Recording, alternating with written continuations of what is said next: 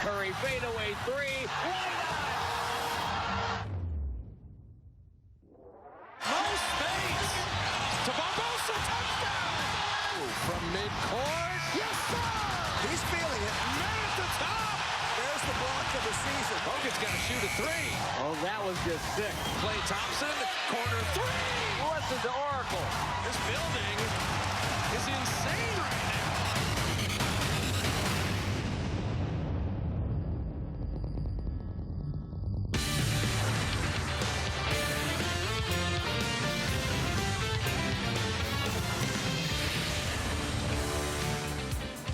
As usual, 19,596 are making their way inside Oracle Arena tonight. Usually the last game of the year is Fan Appreciation Night. As Steph Curry walks down the hallway, his tunnel of love shot will be at the end. He takes the floor here. The Warriors are one win away from that magical number they've been chasing all year. It is only a regular season game. The playoffs will start this weekend. They've won championships. They closed out Houston last year in the Western Conference Finals. But I cannot recall a more meaningful regular season game than we have tonight. The Warriors are 48 minutes away from becoming the greatest team in the history of the NBA in a single season. You think of all the great franchises, the Warriors will vault on top of all of them. Welcome outside of Oracle Arena. Greg Papa, Gary St. Jean, Kalena Azubuike. Welcome to Warriors Pregame Live, presented by Metro PCS. Well, here we go, St. They've been chasing history all year. And you know what?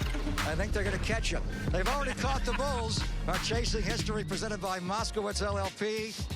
The Warriors are one win away from surpassing the Bulls. They got to 72-10 20 years ago. And if the Warriors win tonight, Steph Curry, Draymond Green, Klay Thompson, Andrew Bogut, Harrison Barnes, all of them will achieve the record they've been searching for ever since they got off to the 24-0 start. Earlier, Steph was asked what it would mean to win 73. I didn't think about it at all, really. I mean, I knew what it was, but you never really thought about it in perspective of anybody chasing it, really. It was kind of just that number that was out there that seemed invincible, but even at the beginning of this year, even when we started 24-0, it was kind of, well, maybe we can do it. We're going to keep playing every night with the intention of winning as many games as possible, but you know, it sounded kind of ludicrous to 72-10, how much good play has to go into it, and we're there now, 72-9, and got one more chance to get to beat it. This is the 70th year of basketball in the NBA. This league was formed in 1946-47. There have been 4,059 players to play in this league, Kalena. And these 15 men may accomplish something at about 10 o'clock tonight that's never been done before. We'll get the coaching perspective from Saint, but I think this is the record the players want. So as a player, former NBA player, a former Warrior, what does this one mean to this franchise tonight? It means a ton, and I just love it that they did it this season. They have a chance to do it this season when the hate kind of reached that critical level. A lot of people, some former players, trying to discredit what the Warriors have been doing. They just let it roll off their back. And then to do it the season after you win a championship, when a lot of teams come in and have their hangover season. They came in, stayed focused, won games early, and then they've just been so good. They've been tested, and we've seen them win ugly games. We've seen them win pretty games. We've seen them win games where they probably shouldn't have won, and I'd put that last Memphis game into that category. Disgustingly ugly, you called it. Disgusting. Yeah, it's all right. Ugly win, but it was a win, though. It's all right. That's all that matters. And they have 72 of those with a chance to get 73. It's remarkable. 4,059 players, St. Lee. Amazing. Think of all the great coaches. Arnold Red Auerbach, Pat Riley, Phil Jackson, Bill Sharman, Tommy Heinsohn. Go down the list. Your guy, Don Nelson, Greg Popovich. No one's done it. As a coach, for Steve Kerr to win 67 last year and the title, all the adversity he felt this year with the health issues, Luke coaching the first 43 games, what does it mean to this coaching staff? Because they've downplayed it. They want to win the title. The playoffs start Saturday or Sunday, but you got to relish the moment here, Saint. 73-9? Steve Kerr is an amazing leader.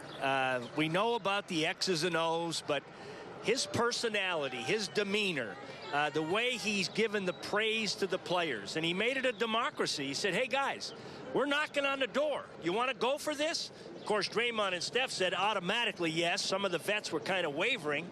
And they're there. And I just think that there's, as he always uses the word joy. And there's so much happiness in that locker room. And we're blessed to be watching this fabulous team. They're not just knocking on the door. They're going to kick that door down. And I think Draymond's going to be the one that's going to pull the Bruce Lee high kick on that door. Let's go courtside for the first time of many visits inside Oracle Arena on this historic night. We hope bring Roslyn Gold and Woody into Warriors pregame live presented by Metro PCS. So, Roz, we heard from Kalena. Saint gave us the coaching perspective. These 15 men, 4,059 players have played in this league. When they shut that door and they come out of the tunnel at about 7:30, they can be the exclusive 15 to win 73 games in a single year. What does it mean to this group, do you think, Roz? Oh, gosh, it's something that everyone in this building, whether they're playing on the court or witnessing it or working and putting things together, that you can tell your kids about, the next generation about. And I feel that the players are excited. It's here. It felt so far away before, but it's here. The most outspoken person at first was Draymond Green. And actually, his statement was, I'm excited. We're here. But now he's already looking to the next step. Should they be able to pull off the win tonight? He says the 73 wins are special, but they won't be celebrated by him or the team without a championship. So that's Draymond. Then you got a guy like Sean Livingston, who's already played on 9 different teams. He's from Illinois. He grew up with those Bulls. The Bulls have meant so much to him as a child. To say that he's even being considered with this group and now has a chance to go to a place that they've never been with 73 wins, it's mind-boggling for him. And then Stephen Curry, I actually asked him all the basketball, NBA basketball that he's been a part of, growing up the son of an NBA father and Del Curry, and going to his games. How does this feel for you? You knew those Bulls. And he said, I remember the Bulls games. They reminded me of elite teams winning championships. It was a game you did not miss. He said the games were always exciting, but for a Bulls game, it was just a different vibe. And he remembers being in the tunnel or in the back after the game and hoping his dad might be able to link him up or have him meet Michael Jordan or Scottie Pippen or Kerr or Rodman. And he says to think that he's a part of this kind of lore, this kind of legacy, and potentially with the win tonight even more, it's humbling and very exciting. I think the guys are aware of just how special and rare this is. Without question, Roz. Thanks for your time, as always. Very well put. We'll check you out at 7:30. The ball will go up at 7:40. It was 20 years ago Michael Jordan won the NBA MVP. Phil Jackson won the Coach of the Year. What kind of hardware will this group get? I think Steph's going to be the MVP. Will he get every single first-place vote? Will Draymond unseat Kawhi Leonard as the Defensive Player of the Year? And will Steve Kerr be the Coach of the Year? He's got to make the long one. I wonder what his percentage is, Kalena, in pregame warm-ups from the logo. Jerry West is the logo, but that guy makes the logo shot. Who does that?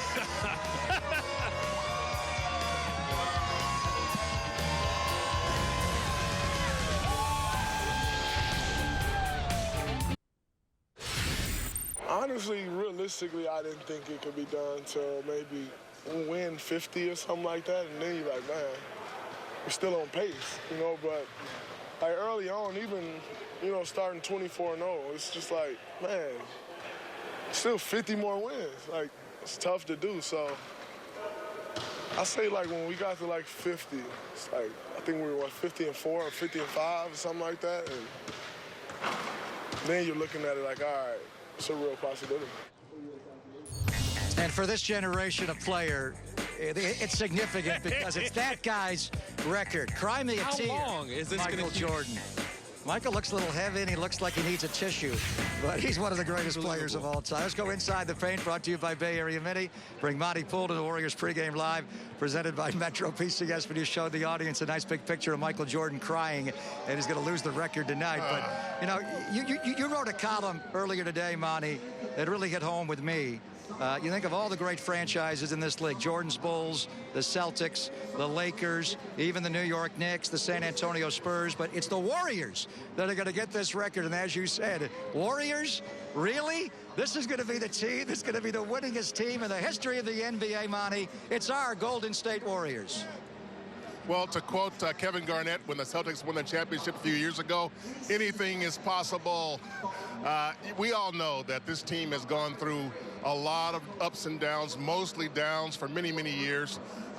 There was a time when the We Believe team, which won 42 games, I believe it was, they were like, oh my goodness, look how great we are now. And this team has won 72 games, on the verge of winning 73. So when you look back at all those lean years, the 17-win seasons, the 19-win seasons, 21-win seasons, 23-win seasons, and you come to this now, you realize just how far it's come. Steph Curry arrived just at the tail end of the bad years, 2009, and they weren't very good, and he knows that. He acknowledged that, talked about that yesterday. And to see where they are now, it tells you what can happen if you have committed ownership, knowledgeable front office, and dedicated players that really want to play together. And they have climbed up from the ashes of the NBA to the very top. And you know, Steph obviously was a first-round draft pick, but going back when he was younger, Del Curry's alma mater, Virginia Tech, would not even offer him a scholarship. I mean, the guy's in their Hall of Fame, and they wouldn't give his son a scholarship. He had to go to Davidson College, and then he put up big numbers there, obviously, but he was not the first pick in the draft. Now you look at him, Monty, 2009 that was, and we flash forward 7 years later, and he's the best player on the planet. Yeah, it tells you how far you can go if you have some talent and you're willing to work. And Steph was driven by these things. I mean, you know, to hear Coach K say a couple of years ago that not recruiting Steph Curry is a gigantic mistake, and you saw he went after Seth because he figured, okay, I missed on one, and here's a chance to get the other guy. But Steph is driven by that very thing, the fact that he has been doubted every step of the way throughout high school and college. Too small, too injury prone, can't do this, can't do that, not athletic enough, not fast enough, not quick enough. And all these things stay with him. They put a chip on his shoulder that has driven him to the NBA's very top of the NBA, an MVP last year, going to be an MVP this year. The only question is whether he'll be unanimous. So he is a guy that thrives on the challenge, always has, lives for it. And I think having him as your leader of this team, that's why this team is where it is right now. He is the leader, and they know it, and they follow him every step of the way. Enjoy tonight, Monty Poole, Oakland-born. You've been covering Bay Area sports for over 30 years. And tonight we're going to have arguably the greatest regular season game we've ever had. Our Built for Business presented by Comcast Business. The candidacy for Steph Curry to win the MVP. He's going to win that in a landslide, back-to-back. Will he get every single first-place vote? He needs 41 points tonight to average 30 for the year. He needs 8 threes to get to 400 this year. He's going to go 50, 40, 90. Hell, he's going to go 50, 45, and 90. Crazy. Something that only Steve Kerr has done. So let's run the break on Warriors Pregame Live, presented by Metro PCS. Kalena Azubuike and Gary St. Jean rejoin me. Let me start with you, St. because I asked you this question a little while ago. He's going to win the MVP, there's no doubt. Is he going to get, for the first time in the history of the league, every single first-place vote and win the award unanimously?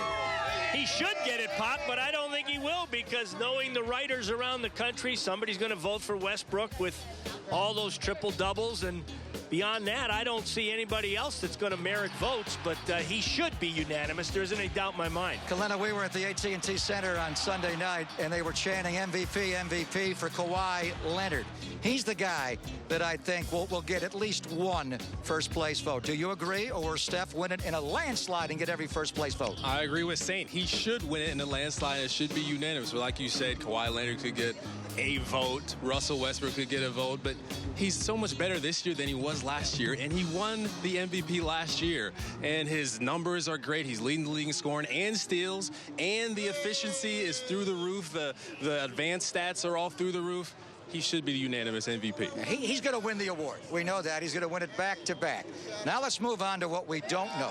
Draymond Green. Here's the resume for Draymond Green to break through and win the Defensive Player of the Year award. He finished second last year behind Kawhi Leonard. In a lot of metrics, Saint, he ranks very high. His ability to guard really 1 through 5 is special. Kawhi Leonard cannot do that. He can guard 1, 2s, and 3s, but Draymond can guard 4s and 5s. I mean, statistically, San Antonio is a better defense, but they do it with pace. So if you had to vote right now, who's your defensive player of the year, Draymond or Kawhi? I'm going to take Draymond, and for me, it's about the eye test. I know you talked about those stats, about possessions on the floor and the numbers and all of that, but the versatility that he brings to this defense is concepts of the team defense are as good as you can ever ask for in a forward. And then, by the way, he has the versatility to guard fives, and then he switches out on pick and rolls and makes this defense the unique defense in the entire NBA. He's the fulcrum to the wheel. I agree with Saint. Versatility is huge. I love his pride and determination on defense. Big heart. Look, a 2-on-1 against Draymond is not a foregone conclusion. I've seen him make plays, get deflections, and stop those situations. And then his recovery skills. I've seen so many times where it seems like he should have been beat on defense. He gets back in the play, causes a deflection, gets a steal, messes up the play. His versatility, like Saint said, is huge. He should be the defensive player of the year. I think winning has something to do with it. Kawhi Leonard's had a great year, but they've won 66 games. The Warriors may wind up with 73. That has to be a factor. Speaking of winning, that's the way you judge a coaching staff. And we go to Steve Kerr. He did not win the Coach of the Year last year. Mike Budenholzer did. You know, really, you don't want to win this award. That's George Karl. A lot of guys get fired. It's the black hat, a black cloud. But look at the numbers, Saintly. I mean, the record, 67-15 last year, 72-9. Now, he was not here for the first 43 games, and Luke went 39-4, and Steve's gone 33-5. If he wins tonight, 34-5. So how does that get into the equation on how you award the Warrior coach the Coach of the Year, because Luke coached more than half of the year? Well, I loved what Luke had to say. He said, listen, he may not have been on that bench, but he was either in the locker room or on the phone with us, watching video with us. He's the architect. He's the leader. This is the best season ever. Some other coaches have done terrific jobs. I'm talking about Terry Stotts, Dwayne Casey, along the line, many other guys. Stevens in Boston, terrific. But this is a record that we just haven't seen, and I think he deserves all this credit. He wins 72, the chance to get to 73. I just love that they haven't lost back-to-back games. They haven't lost 2 in a row. And yeah, that's the players, but a lot of that is coaching too. He's gotten them to recover and play well after a sluggish performance. He's gotten the best out of his players. He knows how to communicate with his players. Him and his players have a great rapport. They should figure out a way to give it to both of them. Steve Kerr and Luke Walton share the award. And remember, 20 years ago, Phil Jackson did win the Coach of the Year after 72-10, and Michael Jordan did win the MVP, but Scottie Pippen did not win the Defensive Player of the Year. Went to the glove up in Seattle. Gary Payton is a great defender, and they really met Jordan's Bulls in the NBA Finals that year. All right. Coming up on Warriors Pregame Live, presented by Metro PCS, we're going to count down the great moments of the Warriors season. My problem is we only have a 60-minute show. How are we going to? We're going to pick the game up in the second quarter, right? Because we're going to relive, not really, but how do we do this in just a few moments? We're also going to have the top 30 from Curry coming up with Feldy and Fareed. A lot more coming your way as Steph is going to embark on a night of history as the Warriors climb the mountaintop of the NBA.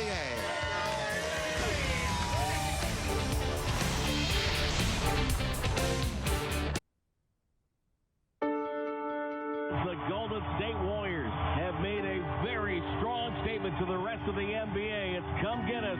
Of all the guys to leave open, you can't leave that guy open. Hot start to the season. I want to try to keep it going. Curry behind the back goes passing to McAdoo, who slams it down. And the Warriors win by 50.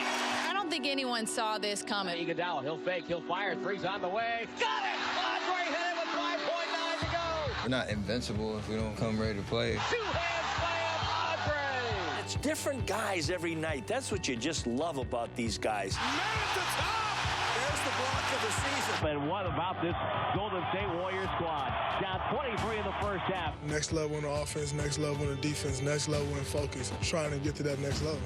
Curry takes it away from Joakim Noah. Lob to Iguodala. Jim, it's the first quarter. Are you kidding me? We're taking it one game at a time, which is smart. Nobody has started season 16-0 except the Golden State Warriors. I mean, it's pretty cool, you know. The Warriors have captivated the nation. The streaking continues. It's really good. If you've bet on the Warriors to lose it all this year, you've lost a lot of money. Absolutely. Hope you're not doing that. 24-0. It doesn't even sound right, to be honest, to be able to put on a run like this. It's special. He ran the floor to Draymond. crowd helped him get to the finish line. Spades comes down from Pitt and hammered it with the right hand. Oh! Mother sucker! Steph Curry has come to the nation's capital. He was clowning. Iguodala's home free! And listen to Oracle. They move the ball, and they move people, and they cut you up. Whoop, whoop, whoop. Curry saves it to Draymond. Back to Curry. Behind the back to Iguodala. Lob to Barbosa. Layup. It's good. Oh, my goodness. We got to get to the fans every night. The fans come on the show. From midcourt. Yes, sir! 47 feet. Who does that? Takes a three for the win. He got it! It's a new franchise record. The Warriors. Did they win again? Who are we kidding, Dave? Yes, they did win again. Draymond catches, shoots with a buzzer. Going, and he hit it. He hit it. Are you kidding me? You're a bad beat. 3 for Mo, and it's good. The third splash, brother? The last time the Warriors lost at home, Ahmed, Yeah. Helena was a teenager. Yeah. It was 5. It was 5. The first player in NBA history to get 300 threes in a season. The best atmosphere with the best fans in the NBA. Be the site of the longest consecutive home winning streak in NBA history. No space. To Barbosa, touchdown! 2 seconds to work with. Curry from midcourt. It's good! I have a theory, Mindy. You ready to hear it? Steph Curry. Curry is better at basketball. Curry is better at basketball. Steph Curry, better at basketball than anyone is, than anyone is, than anyone else, than anyone else, anything else. At anything else. Yeah. Now, it's a hard theory to prove. Right. It's a hard theory to disprove, too. I've heard that once or twice, but it's no less true. The more times you say it, Dave. Up fake, goes to Curry, fade away 3. Why not? How many games in a row at home? 50! Takes a 3. It's good. He hit a 3. We begin with the hottest team in basketball. The hottest team in anything. In all of sports. He just took 2 strides past half court and said, yeah, I'm on planet Earth. I'm within range. The Warriors win.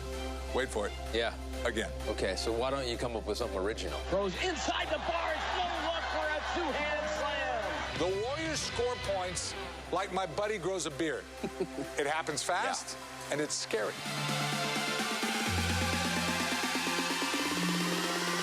The Golden State Warriors have become only the second team in NBA history that get to 70 wins. Just another night of history at Oracle Arena. I want people to remember me as a winner. To have the all-time wins record, that speaks for itself. The Golden State Warriors have equaled the Chicago Bulls as the only 2 teams in NBA history to be 72 wins.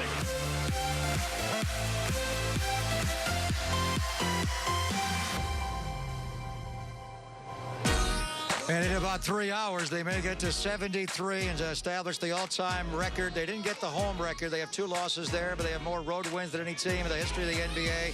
No back-to-back losses. They didn't lose to anybody more than once.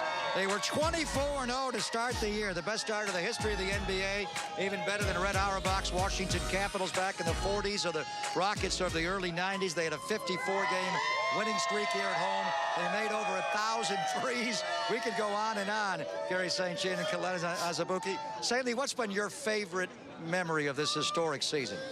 The fact that they went the whole year and never lost twice in a row. It shows the resilience, the professionalism, the toughness, the drive to win that this team has.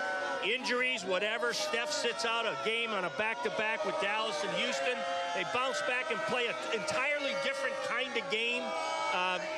It's just a very unique locker room, and I don't know that we're going to see one like it for a long time.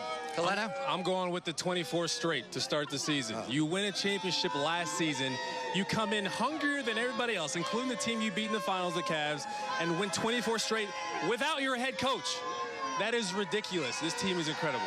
And had they not had to play double overtime in Boston and Clay turned the ankle in Indiana, they may have gotten Jerry West record to open the year.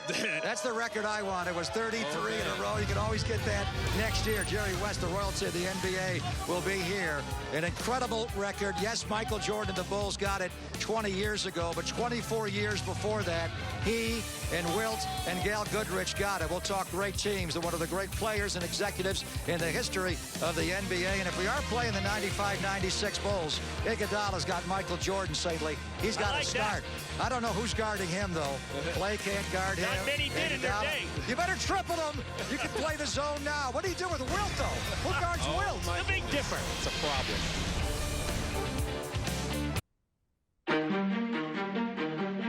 Records are indicative of excellence. They are a nod to masterful play, a reward for maintaining commitment. Some are for individuals. Some are for one game. Some are so significant in stature, they were set before some of today's players were even born. Now, at the climax of this 2016 season, we stand poised, ready to declare ourselves as peerless performers. A feat established 20 years ago. A feat any sane basketball fan thought would never fall. A record as rare and imposing as a 100-point game or a perfect postseason. The search for 73 has reached its final chapter. Only one thing remains unsettled. All that's left to be discovered is whether we can get one more win. Until now, the driving force of the Warriors, of Dub Nation, has been unwavering belief. If this moment is to be remembered in our favor, that belief must hold fast, stand strong and tall, as the landmarks of our city have for so long. For being the only members of an exclusive club, for rewriting the history books in golden ink.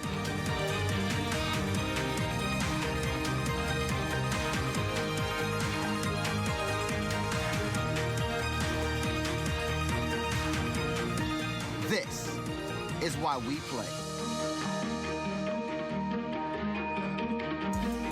And they play to win, and if they win tonight, they'll be the winningest team in the history of the NBA for a single season. The reason this record is so meaningful, yes, Michael and the Bulls got it 20 years ago, but 24 years before that, NBA royalty, Jerry West, Wilt Chamberlain, Gail Goodrich got it for the 71-72 Lakers, and the leader of that team, the NBA champion, great executive, one of the greatest players in the history of the game, Jerry West, joins us on the Warriors pregame live. How are you, sir? I'm fine, Greg. It's a very exciting night, I think, for all Warrior fans, and I think really for the basketball community throughout this country. Really significant night, and would make a credible ending to the regular season if we could win this game. This league, what, 70 years old almost? Yeah, 70 years old. And to say that there's only been one team that has broken the 70 mark, and for us to have a chance to break the all-time record would be a significant milestone, not only for this franchise, but I think for basketball in particular. Yeah, for the Warriors players generation, it's Michael's record. For my generation, it's your record. So I want to go back to 71-72. You know, Wilt a few years earlier in Philly got to 68-13. You played one more game in 71-72, so you won that 69th game. What is your recollection about winning 69 games that year and, of course, getting you an NBA championship after all those years, Jerry? Well, Greg, it was a really interesting year because I think we started the season 5-4. Elgin Baylor retired after our first 9 games. And, you know, he was one of my dearest friends and one of the truly great players who does not get enough publicity today. And when he retired, I said to myself, my gosh, I said, you know, I've lost not only my dearest friend, but someone I admired so much as a player, and more importantly, as a competitor. And never did I dream from that night on we would not lose for 2.5 months. We won 33 straight games with the retirement of him. Didn't think it was possible, and particularly for the age of that team. This was an older team, and the way we won was very convincingly. We could win any kind of game. We could win a very physical game, and it's not a very physical game today. Let's face it, it's not. And we could win. We're the best rebounding team in the league by far. Our rebounding numbers were ridiculous, but we scored the ball because we got up and down the court. And I think my backcourt running mate, Gail Goodrich, averaged about 26 a game, and I averaged about 26 a game. And frankly, I thought my career was over. I really did. But I think the thing that mattered most to me was playing on a team like that, which allowed me to play different than I had before, and allowed me to play at a level that frankly, I wasn't accustomed to at that period of my life. But it was an incredible thrill to be part of that team. And to culminate it by winning a championship made it even more special. Yeah, when you look at the numbers, St. and Kalena, you can make the point that Jerry's Lakers is the best team of all time. They didn't quite get into the 70s, but as far as point differential, you guys are number one. Better than these Warriors, better than the Bulls, the Bucks the year before, or beat you when you got hurt in 70-71. Talk about the impact of Bill Sharman, because I want to get your thoughts on Steve Kerr as well. You know, Coach Sharman came in that year. You talked about running. You got on the open floor more. He made Wilt more of a passer. You had over 7 assists a game. First-year coach to go ahead and break through with 33 in a row. He brought us the shoot-around in the NBA. That was one of the legendary seasons in the history of the league. But what did Coach Sharman do for you guys, Jerry? You know, he came to me and he said, look, he said, you know, people think we're too old to run. And actually, the older teams run smarter than the younger teams, which people, it's a real big misconception among people. The older you are, the smarter you are. You just know your teammates better. You know where to get the ball to people. And he said to me, he said, I want you to lead the league in assists this year. I said, okay, and I think I averaged almost 10 assists a game, not 7, or close to 10.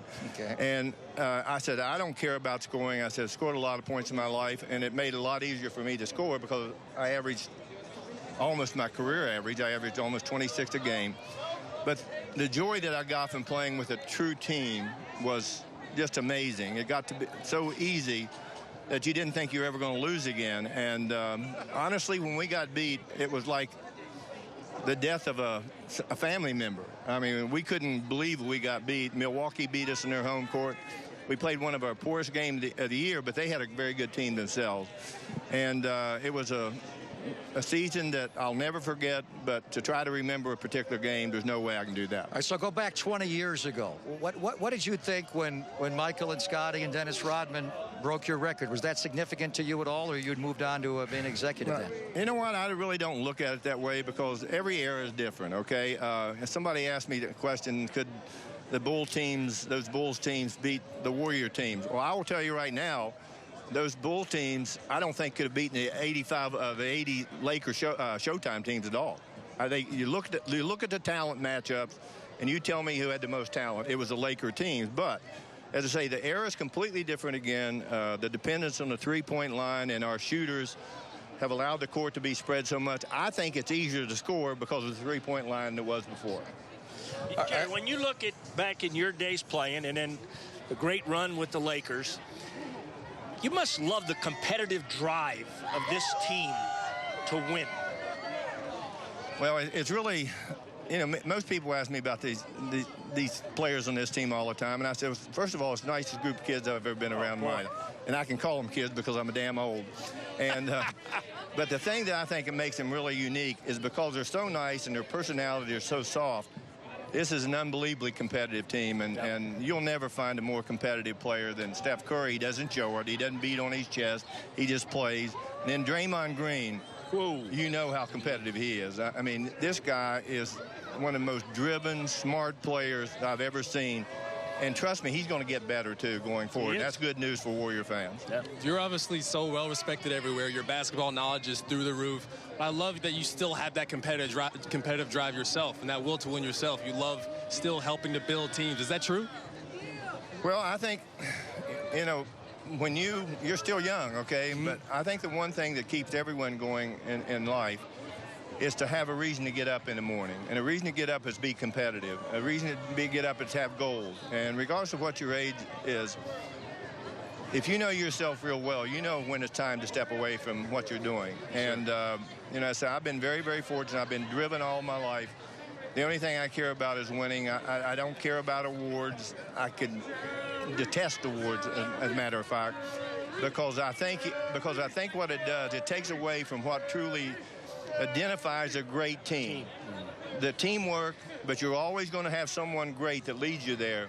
But you need the people that can fit in with them to make this puzzle whole. And that's what's been done here in a short period of time. One of the first moves that Joe Lacob and Peter Guber had when they brought this team was bring you in, and everything has just turned around, and they're winning like the Lakers when you were there. Jerry, thank you so much for your time. Enjoy this night of history. Great to enjoy this show with you. I watch you guys all the time in Los Angeles when you're on the road, and you guys do a wonderful job, and I'm keeping my fingers tonight 73 wins would be awful special. I know that. We'll see you during the playoffs. Sir. Jerry Thank you, West sir. joining us on Warriors Pregame Live. Let's go courtside. Bring Bob Fitzgerald and Jim Barnett in the Warriors Pregame Live presented by Metro PCS. That's why this night to me is so significant, Jim. And you played against Jerry West. I know the great respect and affinity you have for his game. I mean, it was their record. Wilt had it in the 60s, but then West and the Lakers got it in 71-72. Bob, I know how much you love the Chicago Bulls and Michael Jordan. So when you look at what the Warriors are going to do tonight,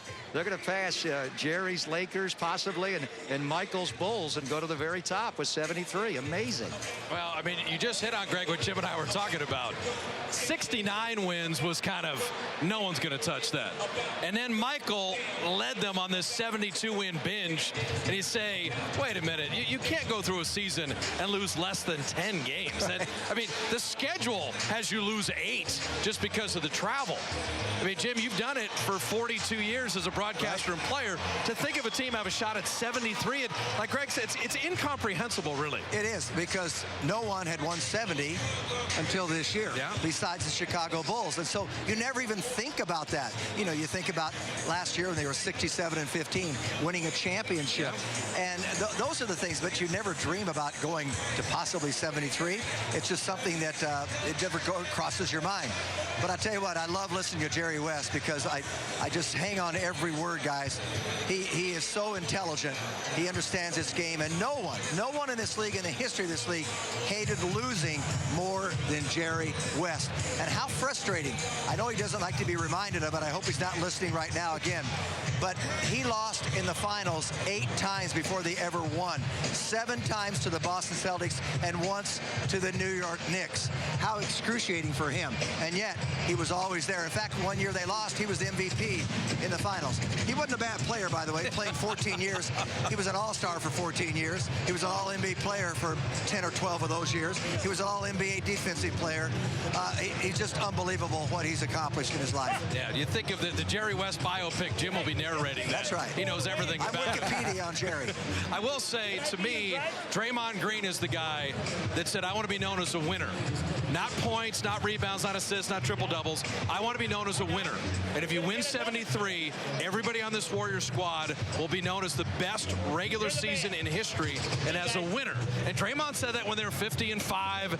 And I think he has ridden this team and his teammates into this goal, and I'm just proud of him. They love all of these little goals, like starting this season 24-0, winning 54 straight home games, getting the road record, 34 wins in San Antonio, half fitting for that. It just keeps going on and on. They like goals, and now this is a goal. And as soon as this is finished tonight, they've got one big goal, and it's that Larry O'Brien trophy once again. What I'm interested in tonight, I want to watch the first quarter. I want to see what is going to happen. I just think fireworks are going to come. I mean, Stephen Curry, yes, he'd like to hit 8 more threes. He's not going to be selfish about that at all. But I want to see what the kind of electricity this team brings in the first quarter tonight. No, and I think, Greg, if they do get it and they make this, you know, mid-season or mid-April game mean everything in NBA history, will you have 73 guests on Warrior Postgame Live? That's the question. Can you get to 73 for the postgame show tonight? Forget about our set out here. I think everybody wants to be near you, courtside, where the tickets, I hear, are a little pricey tonight. But Draymond Green, with a tremendous gesture, has bought 3 tickets for underprivileged kids in the Bay Area. And they're going to be with him tonight to witness history. Steph Curry and the Warriors know who they will be playing in the NBA playoffs this weekend. We'll update you on that. But Draymond Green tweeted out, going to buy 3 tickets and find an underprivileged kid in Oakland and allow them to witness History Wednesday. Let's get it, fellas. And there are the 3 young men that Draymond has brought to the arena tonight to watch the Warriors possibly make history inside Oracle Arena.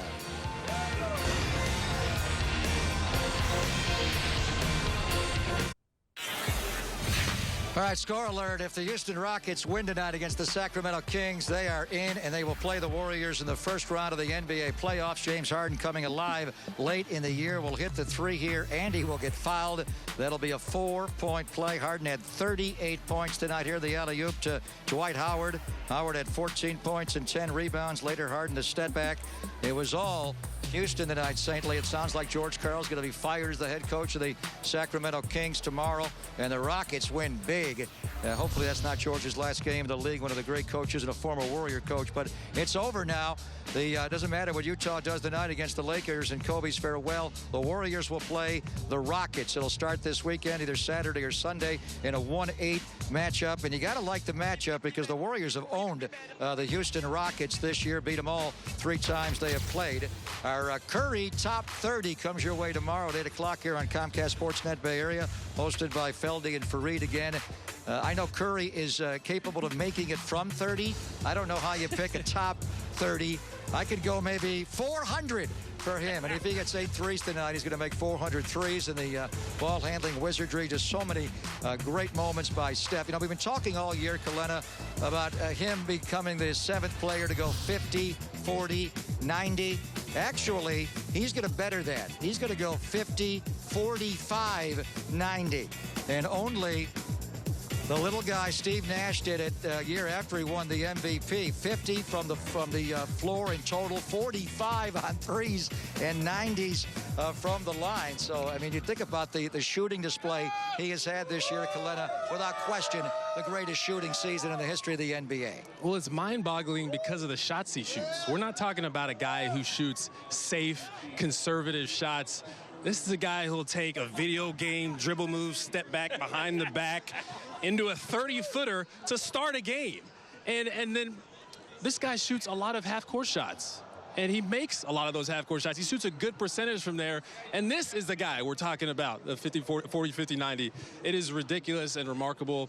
Well, he's the best shooter that's ever lived. To shoot 45% on threes and make 400 of them is beyond comprehension. How about the show he put on for us on Sunday night, St. Lee, at the AT&T Center? Warriors weren't scoring much in the first half, tied at 35, and then he goes crazy. 16 points in the third quarter, and you could see Pop just get so frustrated they lost him in transition. Let's break it down with a Saint Illustrator presented by Metro PCS.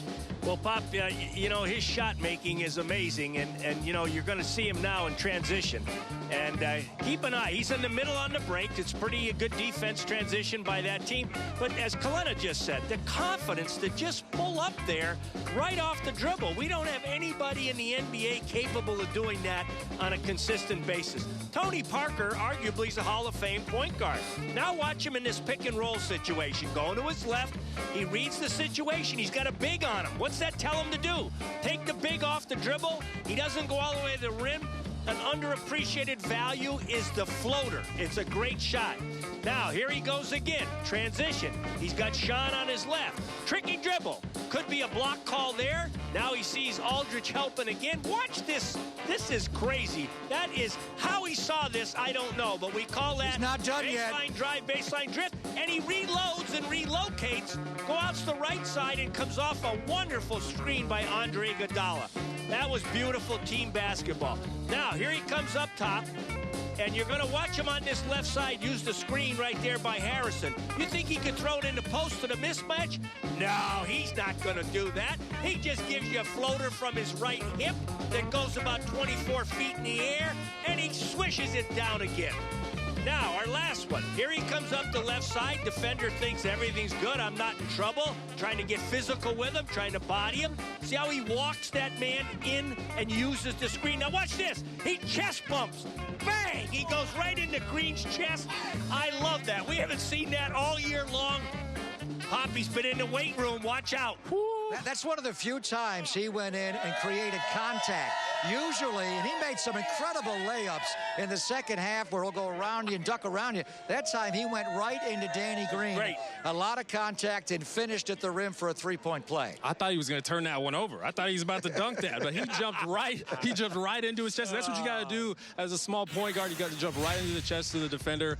get the finish. I think he's good enough to start him tonight. What do you think? So. He's in your Honda starting lineup. By the way, with this starting fivesome, the Warriors are 37-5 this year and 50-7 last year. Stephen Clay, Harrison Barnes, Draymond Green, and Andrew Bogut. Steve Kerr won 72 as a player 20 years ago. Tonight he has a chance to break that record and win 73 as a head coach in the NBA. It is incredibly exciting. I never thought anybody would ever come close to breaking this record when I was lucky enough to be part of it 20 years ago. I'm shocked that we are where we are just because of how difficult it is. So more than anything, I'm proud of our guys for laying it all out there, you know, all season long, for putting themselves out there and trying to achieve something, obviously, that's never been done before, but more importantly, it's something that is truly great. It's amazing that our guys have been able to put themselves in this position, and I'm really, more than anything, I'm just proud of them. And Dave Yeager's got to be proud of his Memphis Grizzlies. He's used 28 different starting lineups, 28 players, an NBA record. This is the same fivesome we saw on Saturday night. Jordan Farmar, who was playing in Israel earlier this year. Vince Carter in the starting lineup. You got a couple of former Warriors, although Vince wasn't here long enough before St. Lee traded them for Antoine.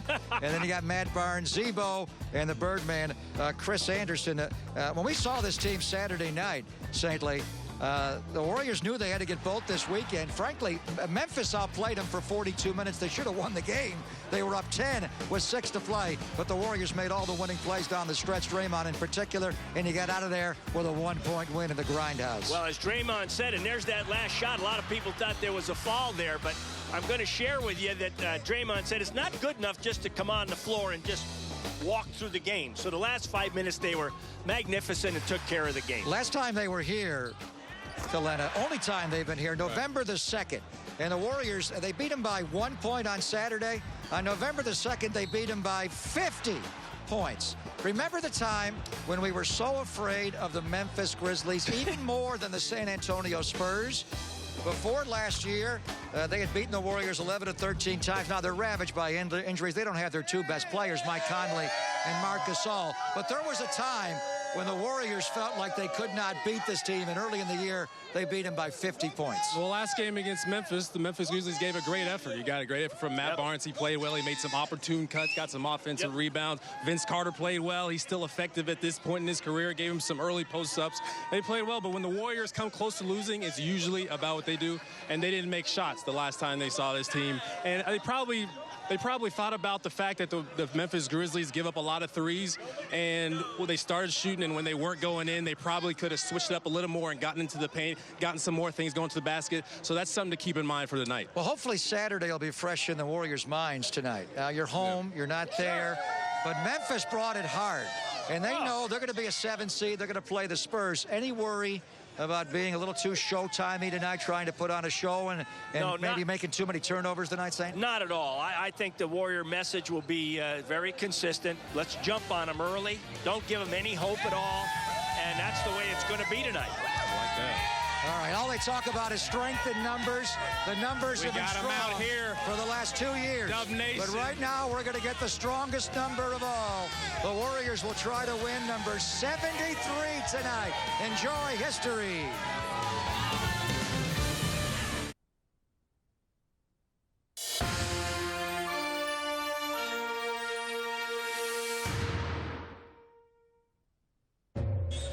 The Warriors have been part of the NBA since the beginning, 70 years ago. They were the league's first champion, and a player from their franchise owns the highest scoring game in history. Tonight represents an opportunity to once again accomplish something that's never been done. Not by the Celtics of Bill Russell or Larry Bird, or the Lakers and their litany of Hall of Famers. Not Duncan Spurs, or even the iconic Bulls teams with the incomparable Michael Jordan have ever won 73 in a regular season. These Warriors, Curry's Warriors, seek to stand alone in NBA history right now.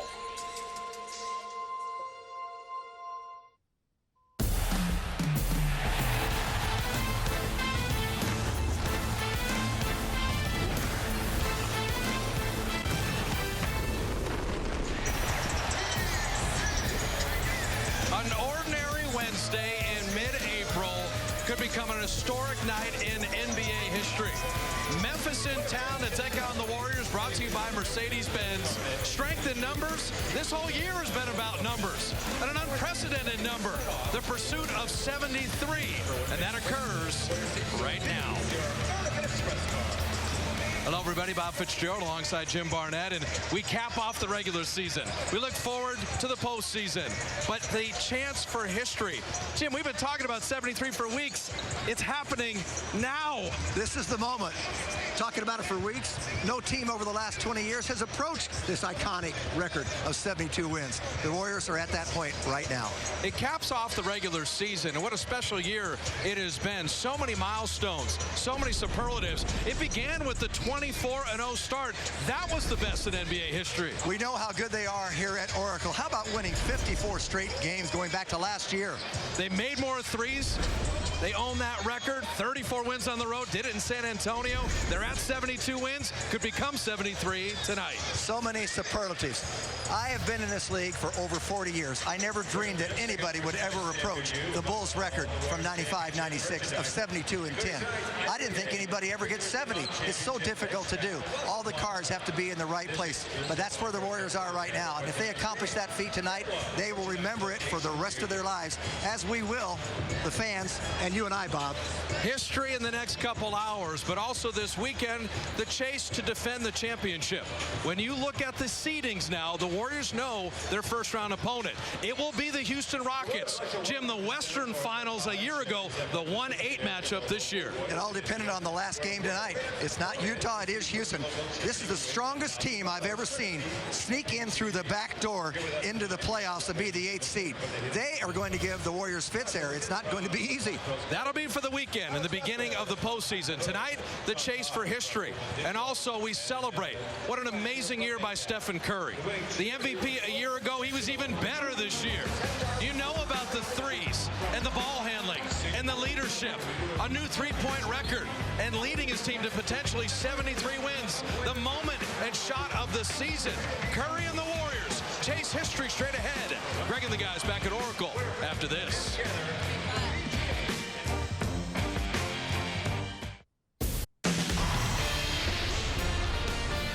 It's real special. I mean, they've suffered through a lot. For the long-standing Warrior fans, they've been through some rough years. So to have all our hard work pay off and cap off a tremendous regular season this way, these fans deserve it. And I can't wait to get there tonight. It's going to be a great warm-up for the playoffs to be in that atmosphere. The amount of support they've given us through the rough years, I think it's well worth the wait to have an opportunity now, obviously coming off a championship, which is the ultimate accomplishment and celebration like we had here at downtown Oakland back in June. But to just have another notch that they can hold on to as fans of, as loyal fans of the Warriors to brag about, I guess. We're doing something special, and this is a great time to be a Warrior fan. Oracle Arena sold out tonight for the 175th consecutive game, the usual 19,596. Warriors going through the layup line when Steph came out to shoot at about 6 o'clock. I think there were 19,596 already in the gym as the chase for history presented by Moskowitz LLP is going to reach a conclusion, and I think they're going to catch him. One more, and they already caught him. They've got 72. That's the total the Bulls ended with 20 years ago, 72-10. They win the night. They've got 73. This game feels like a playoff game. In fact, Andrew Bogut walked in the arena tonight and said, "Welcome to the NBA Finals." There's more media tonight for any regular season game, but I think this is the most meaningful regular season game, certainly in the Warriors' history, and you can make the argument for any team in the history of Bay Area sports. Welcome outside of Oracle Arena, Greg Papa, Gary St. Jean, Kalena Azubuike. So here we are. They've been chasing this all year, Saintly. They win tonight. They got the record. So close. So close. What are your keys for winning the game tonight against the injury-ravaged Memphis Grizzlies? Here's your key. They're decimated with injuries. Played last night, got popped by the Clippers, gave a valiant effort last week against the Warriors. Jump on them early. Take any hope out of their mindset. And I think if they do that, it's going to happen because Steph and Clay are going to have big, big games. I'm along the same lines. Dictate the pace of the game. The Memphis Grizzlies still kind of want to slow the pace down, get out and force some turnovers like they did in the third quarter of that last Spurs game, and then take care of the ball yourself, because the Memphis Grizzlies will force you to turn the ball over. Obviously, there's the win, and the 73 is the big record, but Steph Curry has another milestone he's looking for. He has 392 threes. He said, if I get close, I'm going to be chucking. So what are the odds, Kalena? Yeah, he's probably going to take 20 tonight. What are the odds he goes for 8 threes tonight? It can happen. We've seen him make more than 8 threes in a game this season. He's going to put him up there, and why not? Why wouldn't you? Go for 400. It can happen. Can you imagine what it's going to be like sitting next to him? He's going to be yelling, shoot it, shoot it, shoot it. But don't miss it. I'm going to be yelling the same thing. Also, if he gets 41 points tonight, he will average 30 for the year. Right now, he's at 29.9. 30's a big number. I mean, the Warriors have not had an NBA scoring champion since Rick Barry, the year that they went to the finals against Wilt 76 or 66-67. That is a big significance. Harden put up a big number tonight, but Steph is going to win the scoring title. I'd look for him to, try to get the 8 threes and maybe get 41 tonight. It can happen. And I think if you're him, you want to make sure you get the ball to the basket some. Do both, because the 400 can happen. Shoot all the threes you want to, but make sure you mix in a little bit of getting to the basket, getting into the paint, switch it up a little bit. All right. It is strength in numbers, St. Lee, so we want them all. 73, 400, a 30-point scoring average, but more importantly, you want the 73.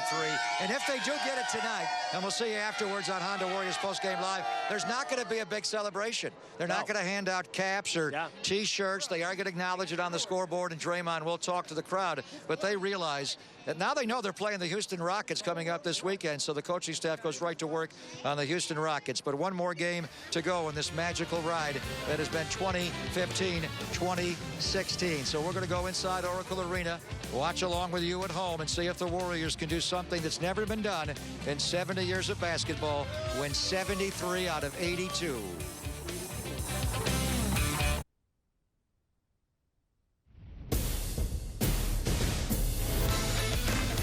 It's time for tip-off. Here's Fitz and JB. All right, MVP. Game 82. But could it be 73 to the good?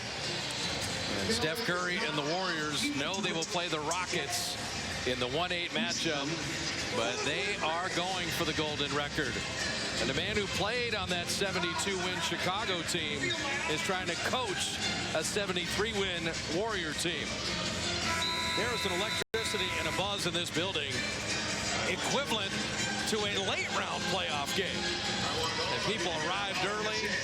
They're here to see something that's never been done in 70 years in the NBA. Well, Steve Kerr before the game said the coaching staff never talks about the record. He said, as a player, you do. We did when we were Bulls in 95, 96, and he said the players have been talking about it for quite some time now. Our Xfinity starting lineups. Stephen Curry, Klay Thompson, Harrison Barnes, Draymond Green, and Andrew Bogut. For Memphis, a team the Warriors beat by just 1 point on Saturday, Jordan Farmar, Vince Carter, Matt Barnes, Zach Randolph, and Chris Anderson. Now, this is a Memphis team, not 199 games Saturday in Memphis. The Grizzlies, very defensive, very proud, and Dave Yeager has them still playing very hard down the stretch. They've done a marvelous job with this team. It's been decimated with injuries. We know about Marc Gasol. Mike Conley still has a tendonitis in the Achilles. And, of course, old Warrior favorite, Brandon Wright, surgery on his knee. Then he had an MCL injury. He's just missed 80% of the season. We'll see how it goes. Warriors were down 10 in that game with 6 minutes to go.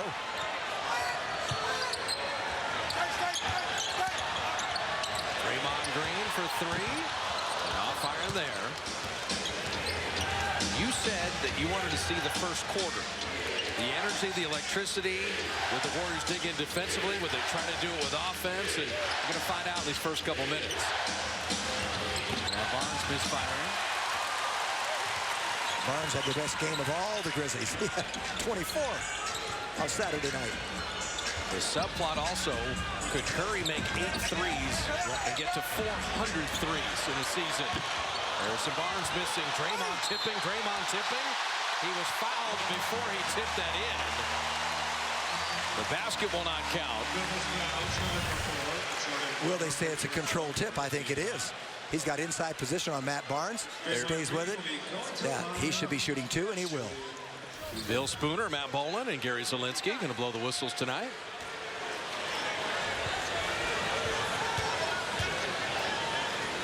Draymond Green was the most vocal about pursuing history. Steve Kerr, what a year for Steve and his staff. 39-4 was Luke Walton as Steve came back from illness, and the staff and the maturity of the players not wanting to let their coach down spurred this team onto unprecedented heights. Free throw split. Well, we know they're psyched up for this game tonight. In the warm-ups, guys were dunking. They were having a lot of fun. Randolph rimming that out. They just have to remember to focus. Zebo for the offensive board. Memphis 8th best in offensive rebounding in the NBA.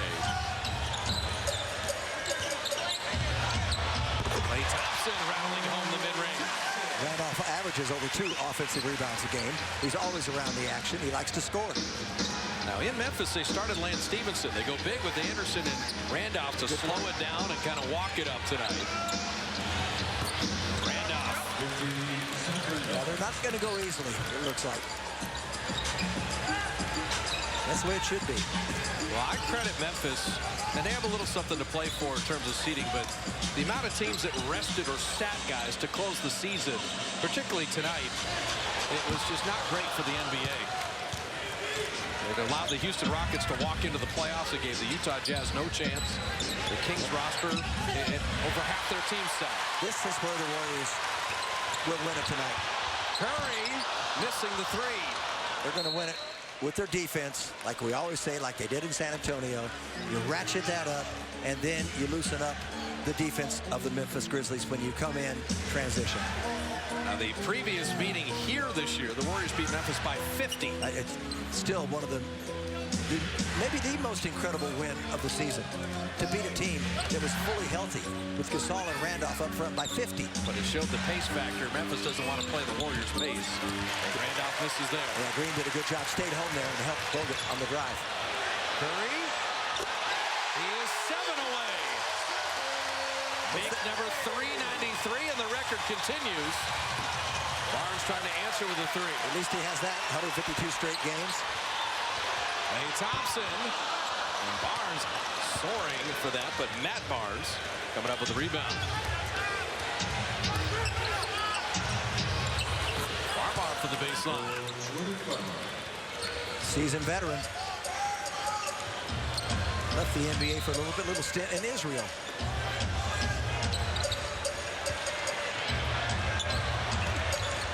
Klay around Randolph to set up Harrison Barnes, and he hits a 3. When he gets that ball, a little more arc on it, he's so much more accurate. He usually misses, it's a little flat, but he is straight most of the time. He isn't left or right. Vince Carter going to work on Curry. Bogut is lurking. Fadeaway no good, and Zach Randolph active on the offensive glass early. Carter hitting the 3. Well, at his age, 39, when you can step into it like that and no one's at you immediately, he'll shoot those until he's 50. Steph Curry, 2 threes down, make it 394. And Steph will be able to shoot those when he's 50. May not be in competition, but it's not going to vacate him. That one rattled home by Farmar. Warriors wouldn't mind the tempo to go up and down. They don't want to walk it up with the Grizzlies. Klay Thompson on the kick out. Draymond wide open. I thought Draymond should wait a moment.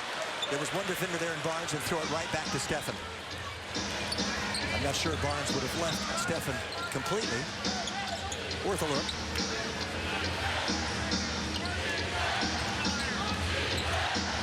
Shot clock at 7. Randolph through the lane. Bogut couldn't deal with that. Well, when you're trailing like that, you're already behind the 8 ball. That's off a made basket. Draymond running it back. I just love to see that from these guys. They just have a great sense of timing there. You'd think Draymond would be under rebounding, but no. He knew where everybody was, and Randolph He loves to fire it. Yeah, Randolph has made 6 threes on the season. Seeing that one up there. After the Randolph made basket, Bogut to Curry to Draymond. And the ball never hit the ground. Nope. So Lance Stevenson checks in for the Birdman. And they've got to take away his right hand tonight. He is so right-handed. Can't let him go where he wants that way because he can finish. Stevenson was denied the game winner on Saturday night in the final seconds. They're force-feeding Z-Bo. Bogut stays down. Randolph went with a right hand and he traveled. He can move just about everybody in the league, but he's not going to move Bogut. He has to beat him. Trying to back into him is not going to work. Well, Andrew overplayed that strong left hand. Look at this. Behind the back. Klay Thompson feet set and curled out the 3.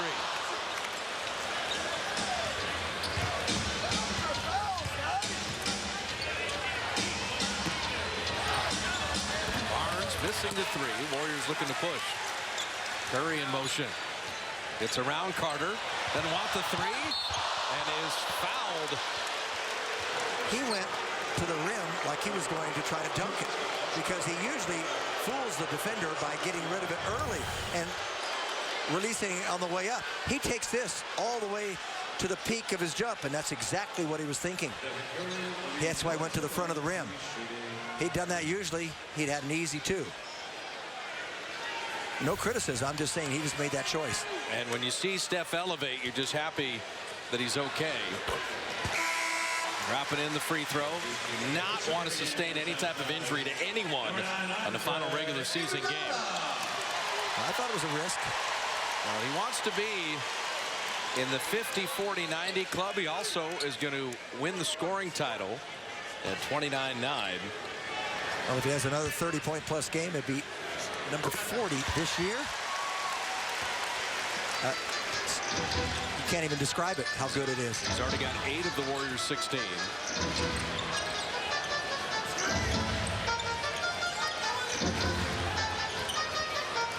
Marmar hides behind the screen, missing the 3. Bogut the rebound. Iguodala's first playing time, and beautiful feed to Klay Thompson.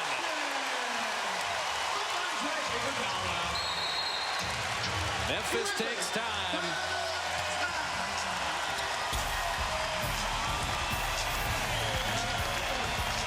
Steph Curry, is he going to make 8 tonight? 2 of them are already down. He's got 8 points, and the Warrior lead at 4.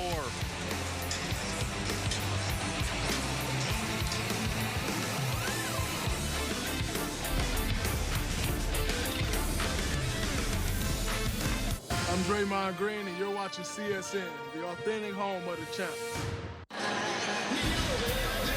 Welcome back to Oracle Arena. Warriors up 4 on the Grizzlies. The Warriors have the opportunity to reach 73 wins, which is territory that no other team has ever been, not even the 95-96 Chicago Bulls. And that's sacred ground for a guy like Shaun Livingston, who grew up in Peoria, Illinois, watching those Bulls. And he told me, I appreciate more than anyone on this team what those Bulls accomplished. I've always paid my homage. We paid our homage, but this is our time now. You can compare errors, but you can't go back in time. They had their time. This is our moment to make the most of. Guys? That's a great point, Roz, and that's what life is about. You know, Shaun grew up watching the Bulls. Andre, much the same. You know, Del Curry, passings on to Steph as Randolph scores. Michael Thompson the same to Klay. I mean, this is a group that knows about the league. Draymond Green's favorite player was Ben Wallace. Yes. You know, they recognize history. They acknowledge previous greatness, and that's why they want to be remembered as one of those type of teams. And Klay Thompson missing the runner. Well, they're very aware of the history of the league. Stephen Curry and Klay. Of course, Klay's dad played. Stephen Curry's dad played, and that helps. If you're the overall #1 pick in the entire NBA, as Michael Thompson was, I think you've got pretty good pedigree in that number 11 jersey of Klay's. And then you have a dad who plays 16 years in the league. So Xavier Munford, who The kid out of Rhode Island that we saw on Saturday, very quick, very good defender. And he got loose a little bit in that third quarter. It gave the Grizzlies the 10-point lead that the Warriors had to come back from. Vince Carter trying to have a turn the clock back night. Missing the jumper there. There's Carter and Barnes Saturday night. Curry shot that from Fremont. That's his third three. The Warriors have taken 11 threes already. Curry's taken 4 of them, but his percentage is 75%. See the right hand? That's where he goes every time a Bogut was ready to help. Draymond attacking. Curry again, another three. Good! You don't think he's aware of needing 8 threes in this game to get to 400? He's halfway there. They looked for him that time, too. They waited. Perfectly done. Steph gave ground. They're already standing in the first quarter. Well, they're waiting for the next possession. Randolph missing. They're waiting for this possession right here. The Human Torch is clicking in. Heat check on the way. Good!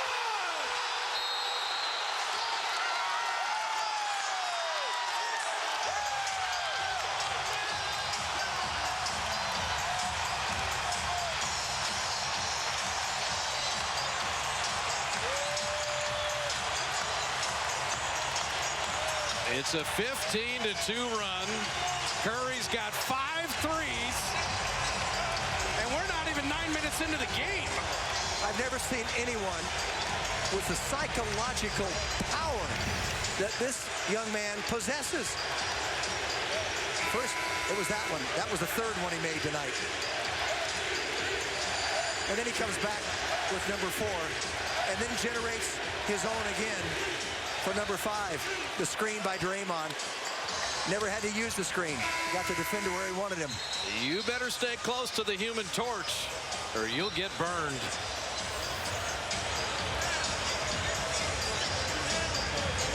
I mean, I'd like to see Stephen Curry's highlights already this year, where he gets 11 in a game, or where he went that first quarter in Washington. But did it match this? Did it match this 7-8 minutes of we've seen in his first quarter? Well, he's got 17 points. He's 5 of 6 on threes.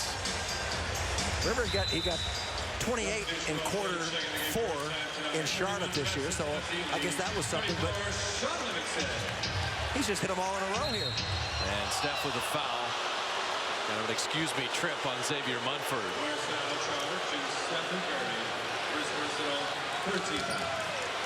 Stay away from that stuff. Don't get a Charlie horse. Don't get a contusion. Don't sprain your ankle.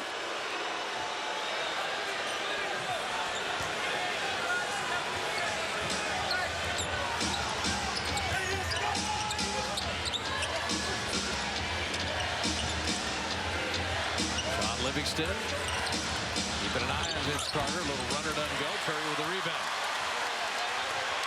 Munford has to know how hot he is. Steph again, and this time Randolph came to challenge. Azealia track it down. Never hit iron. So the shot clock at 11. And the game can't devolve into just Steph threes. No. They got to play the right way. Yeah, and they're looking for him all the time here, and it resulted in a turnover. And Memphis waiting on it. Draymond sent it away. When Klay Thompson got his 37, the game got to just get the ball to Klay. Yes. There's 3 minutes left in the first quarter. You can't. No, you got to play their game regular. Those shots for Steph. Now, he did generate a couple of them there, but he kind of felt it. And now you're hunting. You don't want to be a hunter. And those others came in the flow of the offense. So now on that last possession, it was almost like the Warriors were playing strictly to get him the record. And Munford holding on to Curry, called for the foul. 2:50. We set electric to begin the ball game. The Warriors up 11. 3 more threes for Curry. Makes him the Ted Williams of the NBA with 400.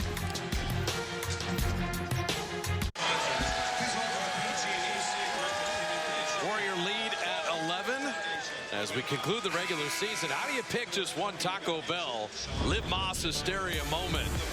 Let's go with halftime against Indiana. Now that one The end of the first, okay, it's not going to count. So Steph at the half says, let me make that one. That's going to count. One of our favorite Taco Bell Lip Moss Hysteria moments of the year.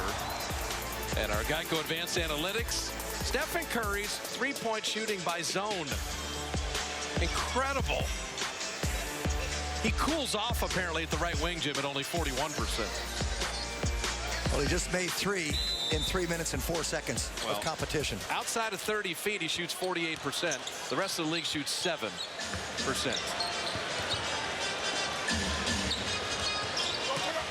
That's Ezeli. Little baby hook.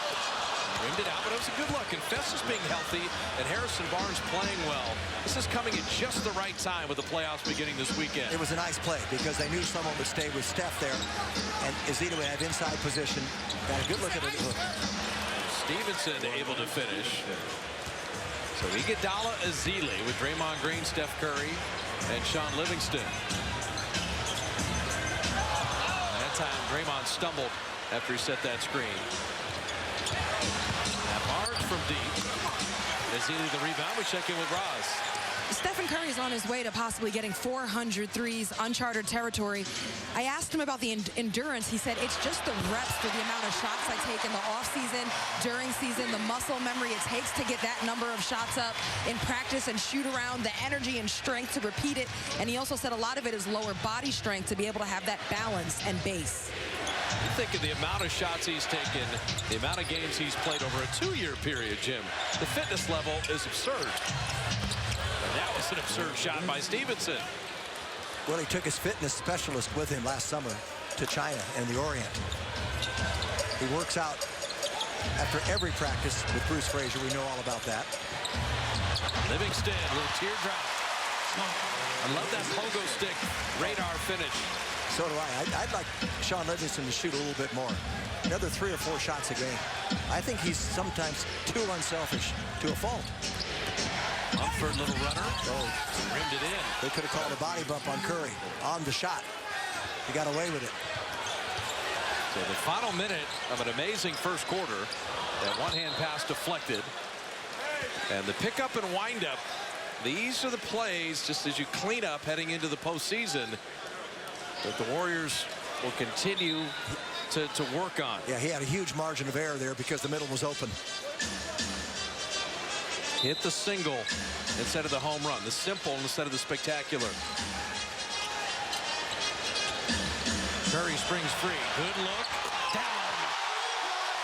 Make it 6. 2 more left. I love that down screen play. He's got another 20-point quarter.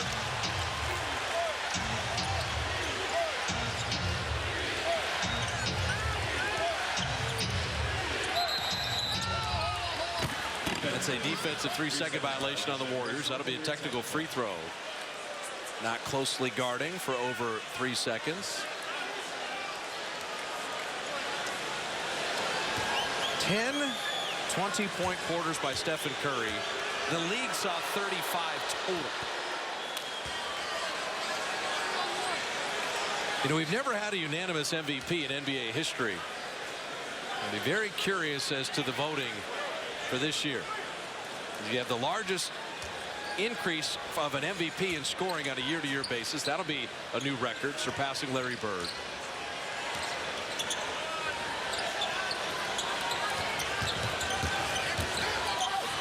Parker driving and just couldn't elevate. Shot clock off. 35-point quarter. Curry will handle.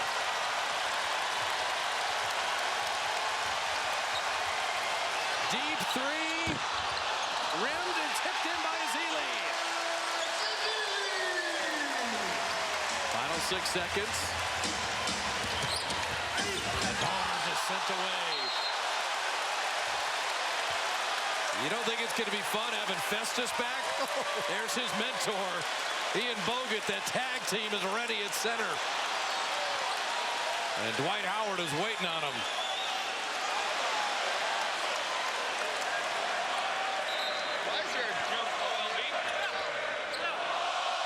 Barbosa's going to check in. You know, Curry's got to be coming out. This forces to give him the superstar rest between quarters. And a little fan appreciation. And not pick up another foul. They have time to catch and shoot. 9/10. And there is Mumford flipping it up and out. So Steph goes for 20. 6 of the needed 8 threes are in the books. The lead at 14. And the chase for history continues. After the first 12 minutes, it's the Warriors up 2 touchdowns.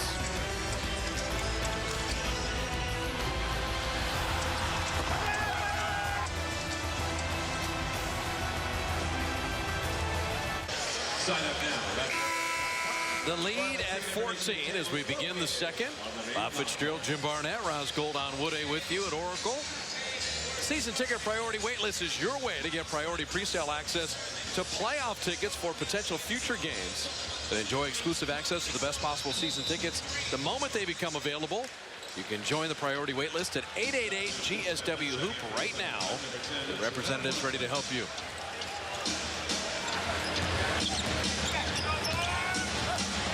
Michael Green having it knocked away, and Iguodala couldn't quite save it. So JaMychal Green with Jarrell Martin, Lance Stevenson, Xavier Mumford, and P.J. Hairston. The Warriors took 17 threes in the first quarter. Yeah, I thought that was a little excessive. I talked to you during the timeout. Curry took 9 of them, but making 6. Lance Stevenson answers with a 3 of his own. But the defense was there. They held Memphis to 40% shooting. Warriors shot it at 50%. Yeah, under 40. 38.5 for Memphis. Lob to Ezeli. He's come back here. I like his action tonight. I like his reads. I'm talking about Ezeli. I think the rust is worn off.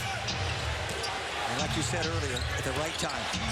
So for Harrison and Festus, his closing stretch has been really good. And Barnes with another rebound.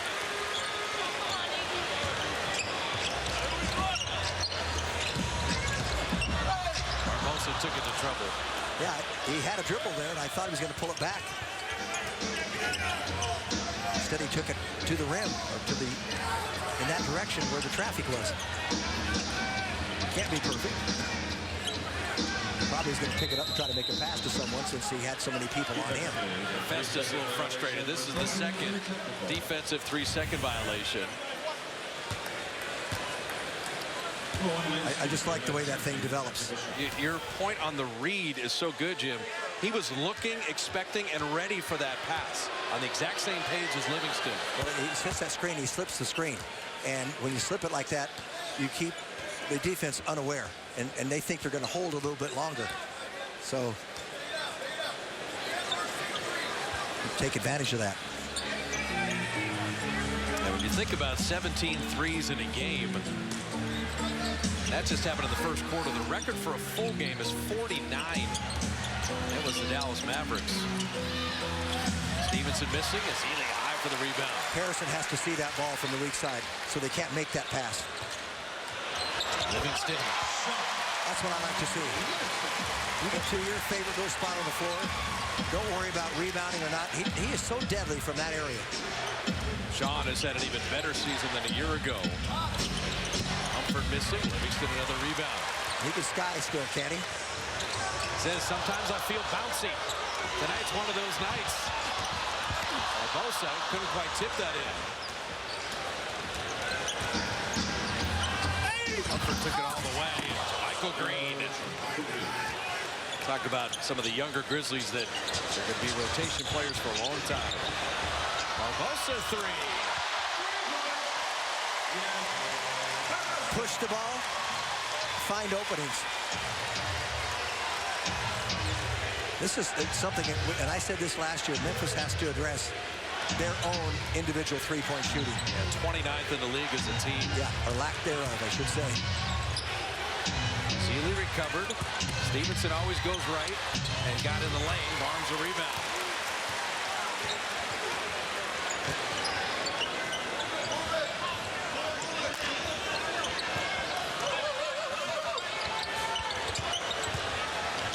Festus, good decision. Didn't have it.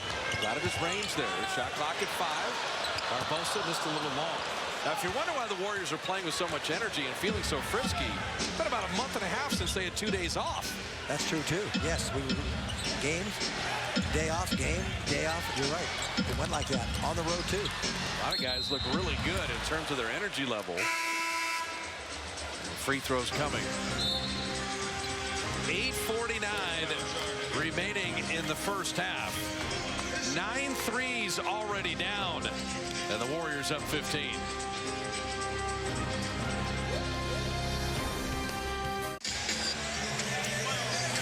Warrior lead at 15 with 8:49 remaining in the first half. Our Metro PCS Unlimited Performance. The game against the Spurs on Sunday. That was a 72nd win. It set the new record for road wins. It snapped that 33-game regular season losing streak at San Antonio and gave the Spurs their first home loss. And I love the last line. The Warriors become the first team in NBA history to never lose back-to-back games. That is a huge accomplishment. It's so difficult not to find some kind of losing streak along the way, and they never did. Their longest losing streak was 1 in a row. Well, they would lose, but then all of a sudden they'd reel off 5 in a row. They'd reel off 7 in a row. That was that kind of. They one time went for 11 in a row. And I think this season will be defined also by 24-0 to begin the year, and 54 straight wins at home, bridging the 2 seasons. Harrison Barnes with the mid-range. The shot looks so much more relaxed. He's not rushing it. Looks like he's not thinking about it. It's very natural. Mo Spates first playing time. Staggered screens, and they cost him. And it's a moving screen. It'll be an offensive foul. Staggered screen is there's one, and then 2 or 3 yards away there's another. The LSU youngster Jarrell Martin moving. Barbosa did not expect the second one. And that helped a little bit because it kind of jarred him and got the attention of the official.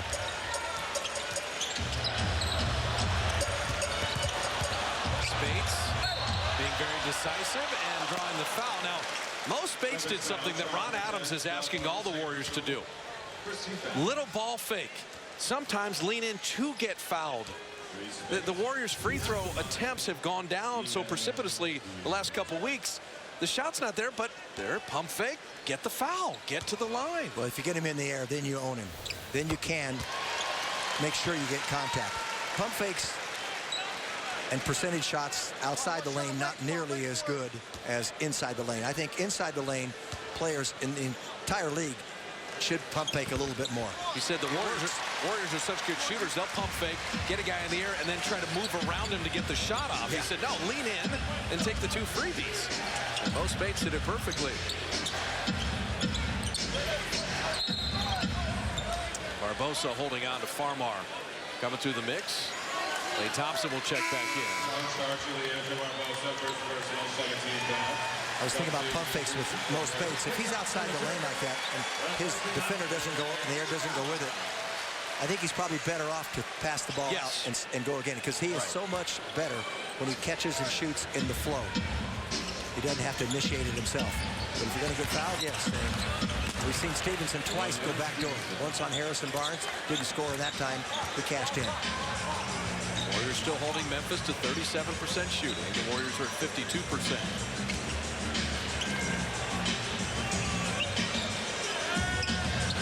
Livingston tried that pick and fade back to Spates. The little step back, and Mo buckets, dropping it in. See, he got space there. When he gets space, he's confident. Look how lively Mo looks. 2 days off, you can just see the body language of so many guys in white jerseys. Harrison, I don't blame him. He got a heck of a rebound there. He stretched out. Otherwise, Memphis would have come up with it. And then he thought, well, there's someone down.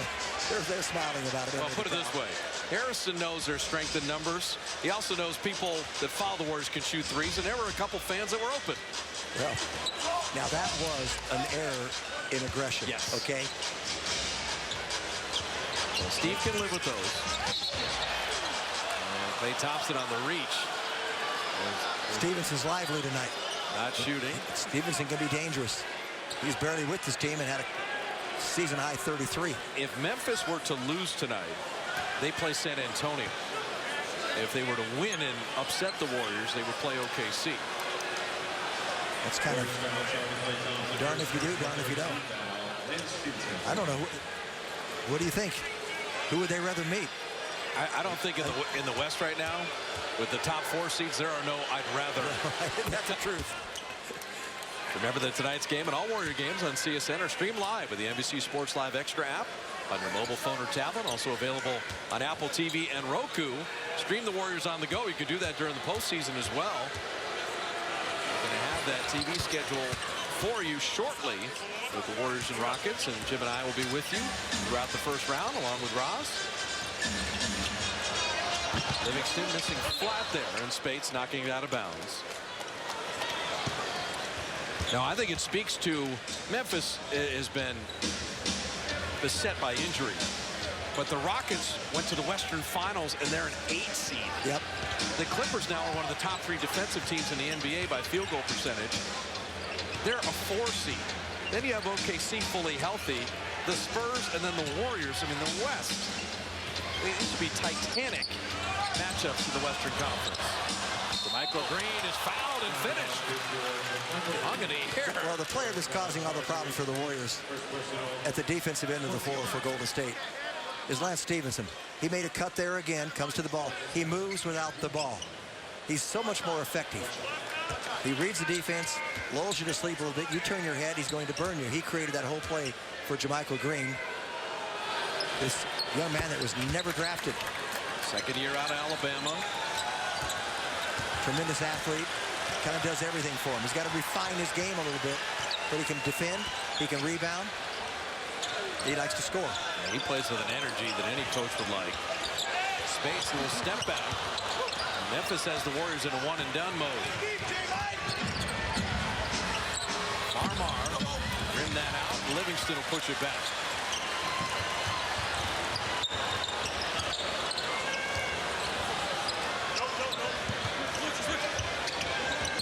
Harrison Barnes sees a seam and had the ball knocked away. That would have been a dunk.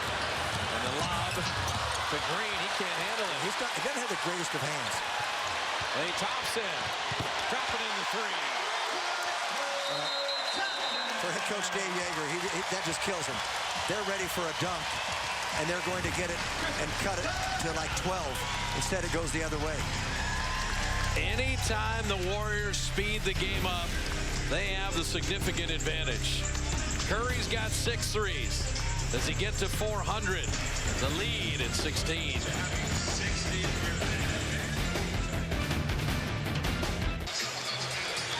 Warrior lead at 16. And Alexa's pursuit of perfection highlights one of our favorite players. Draymond Green in year 4. The level of improvements, the work ethic, so remarkable. Year 1, second-round pick. Year 2, becoming a player. Year 3, a part of a championship. And year 4, better in every category. I wish I'd have seen that before I voted for most improved. C.J. McCollum and Draymond Green better be on people's ballots. I will tell you right now, I went with McCollum. Nobody will argue that. Lob of space. Nobody will argue that. I'll tell you. Ready for this? When is Memphis going to get a fast break point? The Warriors have 25. They had 18 in the first quarter to 0. It's now 25 to 0. Now Steph Curry is checked back in the game. And the watch for 400 threes continues. Nice move by JaMychal Green out of the box. I tell you, he's very raw, but he's got what they call upside. It just depends how he works on that game this summer, on all the little elements. Ball handling, first step, all of those things, and perimeter shooting. Klay springs free. Klay Thompson dropping in a 3.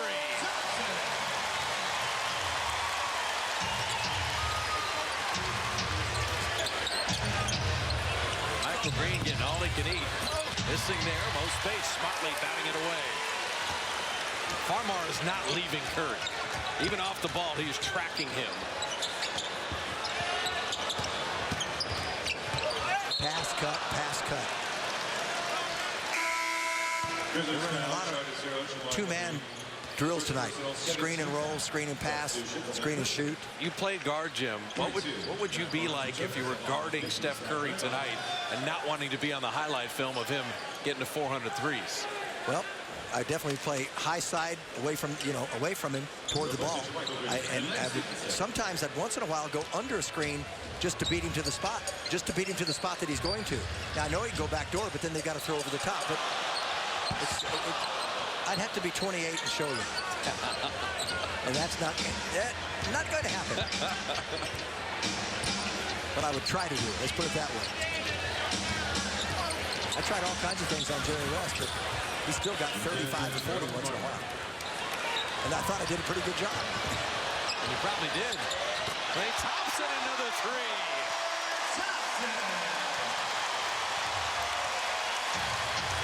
So Klay 3 for 3 on threes in the quarter. Nice little ring to it. 61-41. 20-point lead already. Just keep putting it on. Well, the reality is, to get the big lead, you can rest guys and not risk anyone rolling an ankle or getting dinged up. I've already projected that into the fourth quarter, and Stephen Curry has 7 threes. What are you going to do? Because he's going to say, I'd like to go back in for one more. Great 5 minutes by Mo Spates. 6 points, a rebound, good energy defensively. Well, players like Spates and Ezeli. He just took it from Jarrell Martin. He got it back, and then Iguodala fouled him. What I was going to say about those two players, anybody coming off the bench, but especially the bigs, and they're only getting a few minutes a game, they have got to stay in shape and run on off days. It's imperative that they do that. I mean, Spates only averages a little under 12 minutes a game, and Ezeli's just trying to get back into shape. Martin missing the free throw. Now, Andre Iguodala, he guarded Harden last year. He just took that ball away so quickly. And Andre getting sharp, getting ready for the postseason. They're going to need him, the Finals MVP, because you're going to get James Harden in round 1. And Klay Thompson, Iguodala, that'll be a challenge.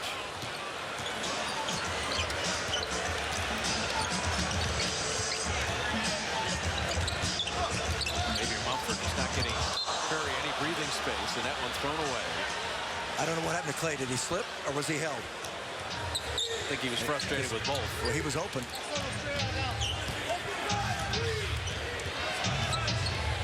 6 turnovers apiece. Harden missing there. Draymond with the rebound. Curry, quick three. And Farmar with the board.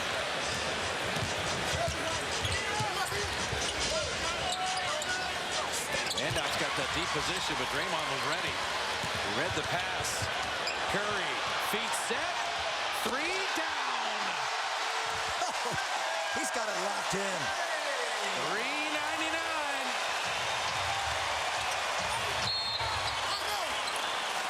Mumford flipping it up and in. 2:40 remaining in the first half. 2 of the greatest three-point shooters the game has seen. They play together. You may have heard of the Splash Brothers. You got the Warriors up 20.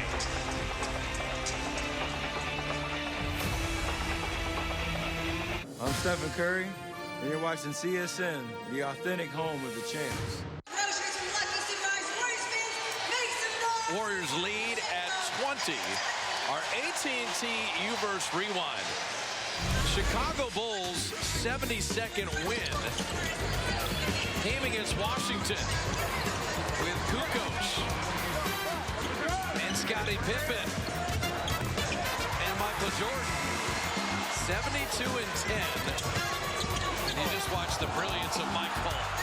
Yeah, he was pretty good. But Steve Kerr in the lane actually finished that game off for Phil Jackson.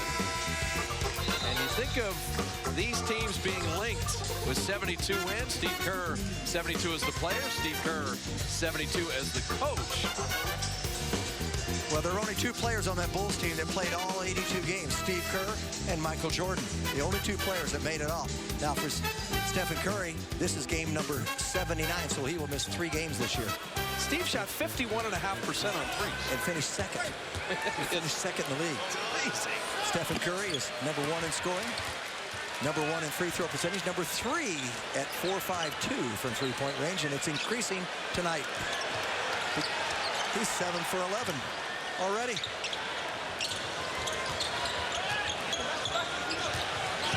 Curry was just tripped.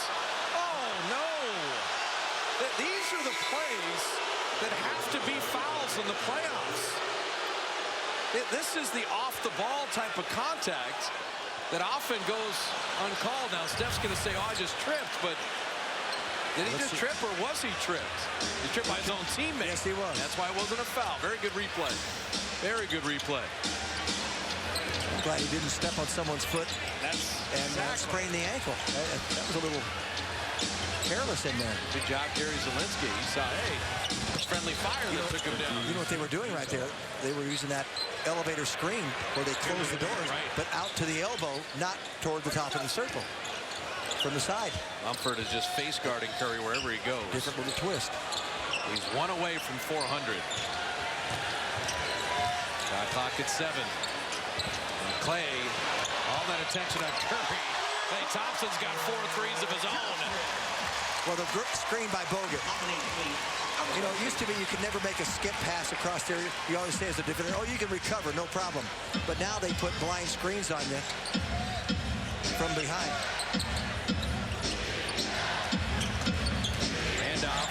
Iguodala on a switch and just walked him to the rim. Zach Randolph was a throwback player. His post skills are a rarity in today's NBA. Iguodala is fouled. Good feed from Klay Thompson. Weak side screens. Watch Klay Thompson. He cuts through the lane. We're going to stop it right here because Barnes is going to come out. Bogut is going to give him the screen. And then the skip pass. Now Bogut moved a little bit, but just enough to knock him off balance and allow Klay to get free. And the pass. How difficult a pass is that for Steph? Over the top perfectly to hit Klay in the shooting pocket. I mean, that's the... We take for granted Curry's passing ability sometimes. That's pretty basic there. Go over the top to there. I mean, he looped it and everything, and he knows Bogut. He saw Bogut, so he said, I can take my time and just, you know, make sure I just get it right to him. Bogut, he's got to be careful about moving late on that screen. Risk reward. Take that risk and hope it doesn't get called. Handoff went right that time. And Terrell Martin sent it home. So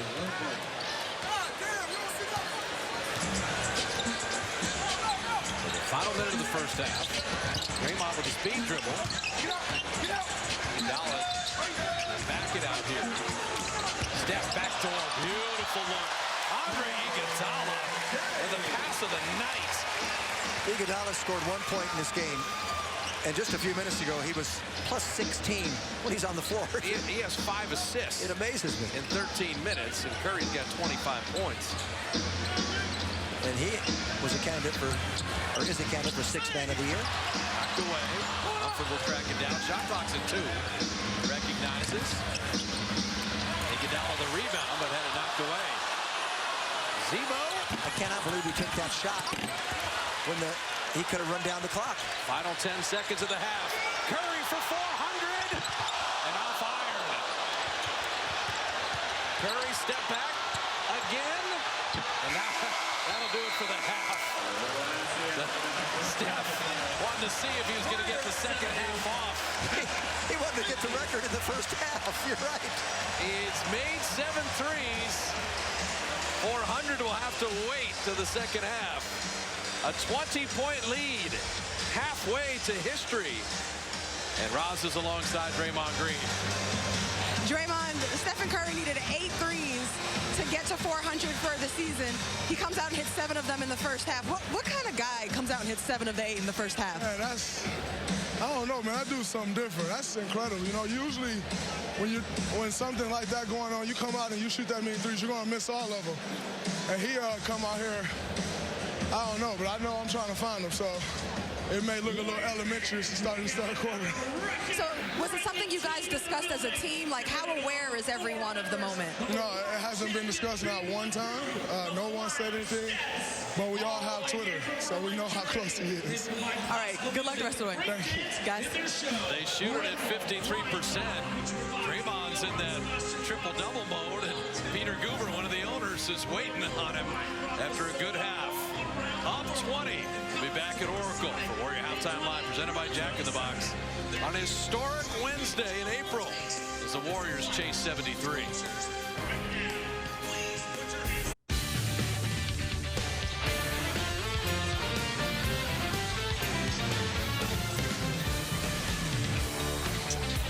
Our Jack in the Box at the half, back at Oracle, halfway to history with the Warriors of the Memphis Grizzlies' final regular season game on an historic night in a sold-out building. Speaking of postseason, the Sharks are back in the playoffs. Jonathan Quick getting ready to do battle with Marty Jones. The Kings and the Sharks with Game 1 on CSN California tomorrow at 7 p.m. with Sharks pregame live. CSN California, the home of the authentic Sharks fans, is CSN. Warriors and Grizz, more history coming up. Steph Curry joins an elite list straight ahead. Halfway to history, the Warriors and Grizzlies at the break at Oracle. And Steph Curry poised to join an elite group in Warrior history. Only Wilt and Rick Barry have won scoring titles in the West Coast era. And 29-9, the highest scoring average in the NBA. Curry with his first scoring title. Steph Curry and the Warriors chasing history. Jim and I will be back with halftime highlights right after this.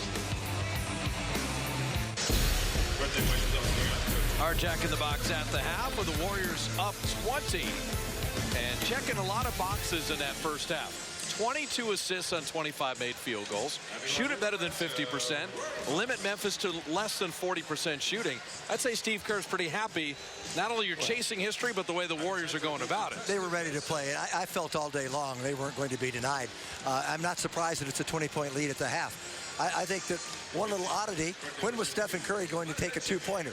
He had 14 field goal attempts in the first half. 13 came from three. He forced maybe the last two, but he already has 25 points, 20 in that opening quarter. Just amazing. And the Warriors have 70 points because they've got 31 fast break points. When they defend and go out and run, they get any shot they want. Also, too, for Curry, the chase for 400, he is one away. And so the KFC Bucket Chart brought to you by your hometown KFC. Yeah, that's a lot of threes.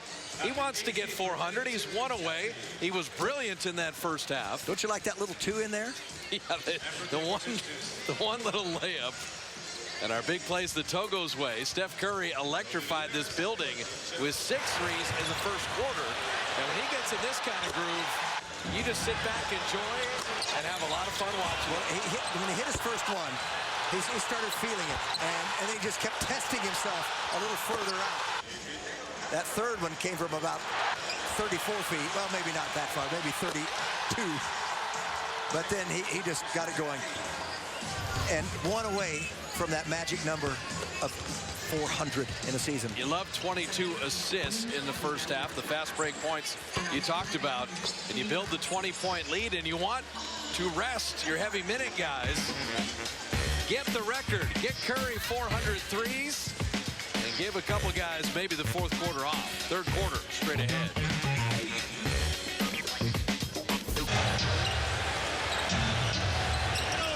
Beginning the second half, I'm Fitzgerald, Jim Barnett, Rounds Gold on Woody with you. Warrior lead at 20. And Steph Curry 1-3 away from 400. Zach Randolph, Vince Carter. Carter hitting a three with Chris Anderson, Matt Barnes, and Jordan Farmar. Curry, Klay Thompson, Harrison Barnes, Draymond Green, and Andrew Bogut.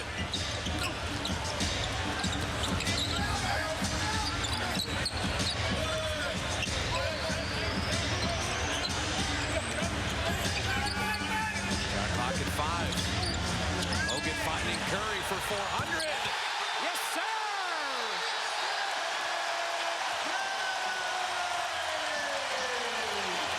Look at that adrenaline.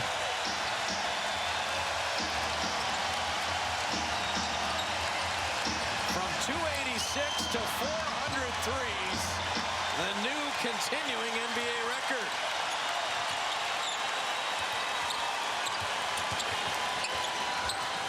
Harrison Barnes from deep. And Bogut batting it out. Curry thought about 401. Instead, he'll drive in, take the bump, and flip it in anyway. A 30-point night for 30. Number 40, we'll add that number in because he's done it in 40 games this year. 30 or more. Remarkable. Barnes flipping it in. You know, before Bogut gets subbed out, we should mention this is the 70th game for Andrew. And pretty good durability for the big man. It was shoved from behind on that lob. That ball was overthrown. That's going to be an offensive foul.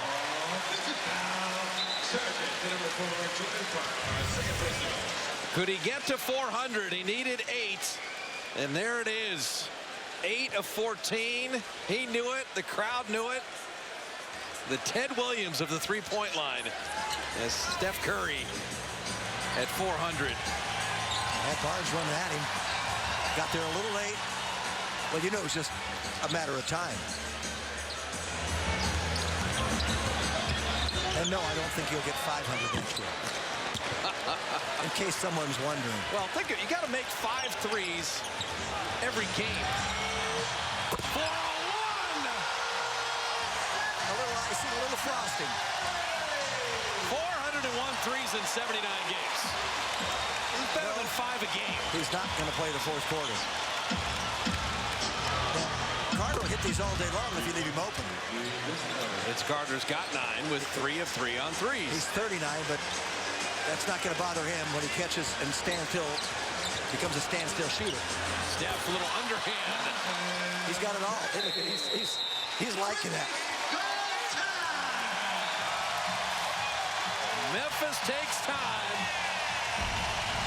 35 for Curry. 401 threes.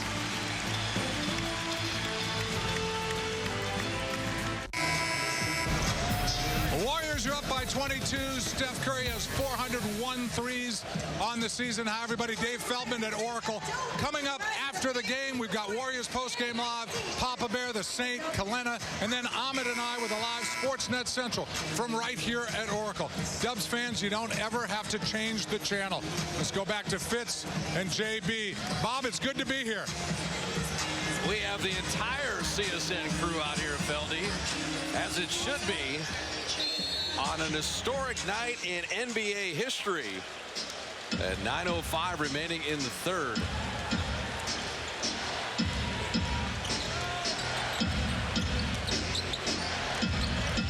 Handoff off iron.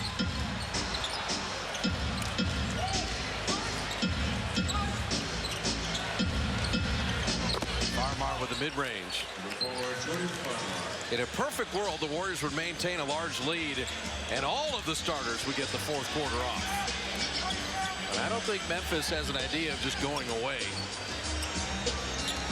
They have to keep executing. Klay Thompson 3. And Vince Carter out of the pack.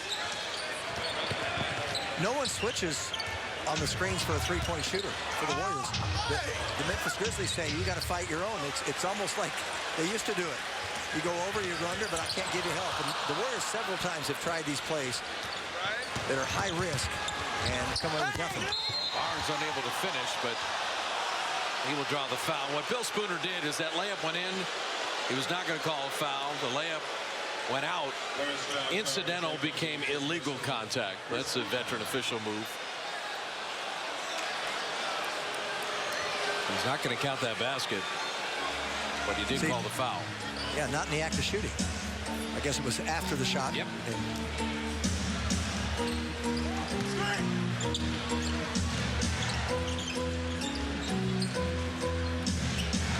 Randolph. Face up. He didn't want any part of Bogut there. Barnes down the lane. Matt Barnes with the finish. Well, we know the NBA game, they're up by 18. It can change very quickly. Like you say, you just can't take things for granted. There's your open Bogut. See if he can convert. And he finishes on the other side. I like it. He decided, no matter what, I'm going to try to make this underneath. That was about as athletic as we've seen him this year. Stevenson rimming that out. Randolph putting it in. Well, when I mentioned Bogut playing in 70 games, we know he lost all the weight at the beginning of the season in preparation for this year. Would it surprise you to know that Andrew Bogut in the last 3 years has played in more games than DeMarcus Cousins?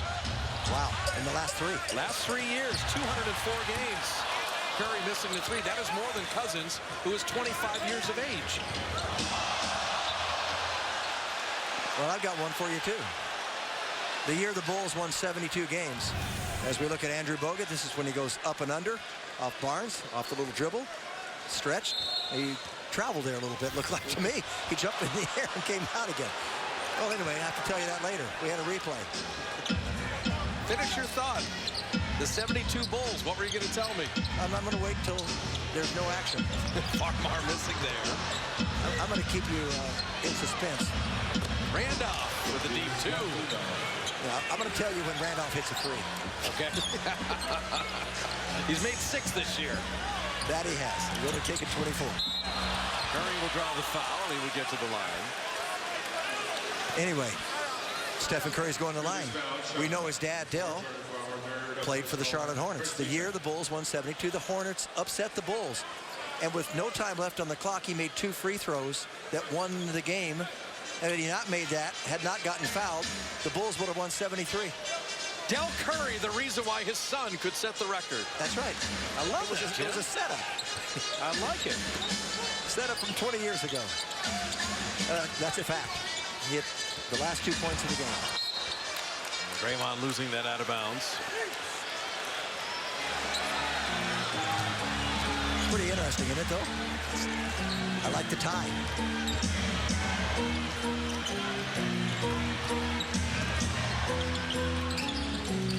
Randolph attacking.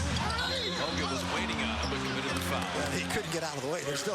This is what you call going to the basket and knowing your only option is to draw body contact and get a foul. Watch, he's not going to shoot this ball for the longest time. He's going to make sure. And also, Andrew had the free arm to protect himself. He did not want Zebo to hit him right in the chest. He already had one of those injuries this year. Yeah, if he'd have gone full blown, said, okay, I'm going to take a charge, he could have, because it would have been a charge had he put his hands back. 2016 playoff presented by Kaiser Permanente. Playoff tickets are on sale now. The first 3 home playoff games at 888-GSW Hoop. And a timeout on the floor.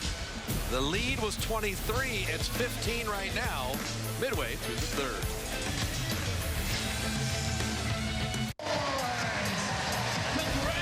Welcome back to Oracle Arena. Warriors up 15 on the Grizzlies. Yesterday's Warriors practice was jam-packed with media. And Stephen Curry, the only guy on the roster still left from 2009, said he remembers a time when the media crowds were scarce. In fact, he remembered missing the playoffs the first 3 years of his career. And at that time, he envied the teams that had something to fight for and were playing games in April, May, and June. And a season like this, he said he can truly appreciate his approach. He said he tries to enjoy each moment and enjoying what every day as a Warrior means. Well, he was the big bang when he set up the Galaxy, and they built around him the first star. But his world has changed this year, Bob. We see it. We see it on the road. His world has changed, and it's not easy to navigate that much attention. It really isn't. It's marvelous the way he's handled it. I don't know what kind of toll it takes. There is an adjustment.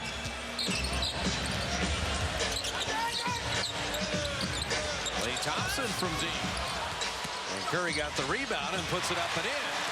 Now Steph's got 37. 4 more points, and he will average an even 30 points per game. So 4 more points, and he averages 30. He's already won the league scoring title. He already has 401 threes. And he's also going to be a member of the 50-40-90 club. Without question.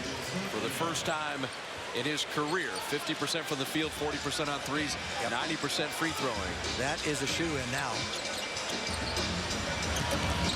Logan had it taken away. He just got casual. And Stevenson threw it behind Farmar. See, those are plays that shouldn't be. Oh, no! This is what we're talking about in terms of a key play. Randolph's knee may have hit Curry in the head. Shoulder, head, shin. Holding his right shoulder.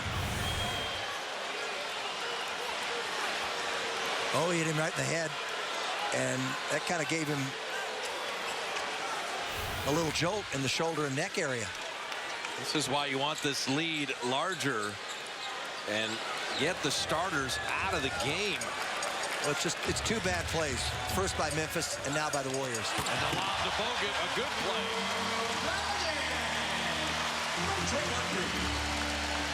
Curry does not want to show. I don't think he is hurt, but even if he were, he doesn't want to come out. So he's not going to show any sign of it. He's going to act very normal. That had to hurt. I'm sure he has a stiff neck, or he will have later on tonight. A little whiplash. Bogut rebounding the Farmar miss. Well, my goodness. Draymond losing it. Farmar will lay it in. Well, this is just sloppy right now. Well, they had 7 first-half turnovers. They have 7 here in the third quarter. And a lot of them, I say, they're trying to get backdoor cuts and make layups, so they're a little more forgiving. And it just, every time they really move the ball, they're getting a dunk or a layup. 2 men jump at Steph Curry. It's so automatic now. They're going to get a lot of that in the playoffs and get dunks inside. But a lot of times it's the pass that leads to the pass that leads to the bucket. Andrew Bogut was holding Vince Carter. Here's the last play. 2 men. Hey, they finally started to switch, and it cost them. So Vince is probably going to say to Jordan Farmar, he's going to say, hey, I told you, you want me to switch. Look what happened. So Bogut will sit. Farmar also to the bench. JaMychal Green returns, replacing Vince Carter.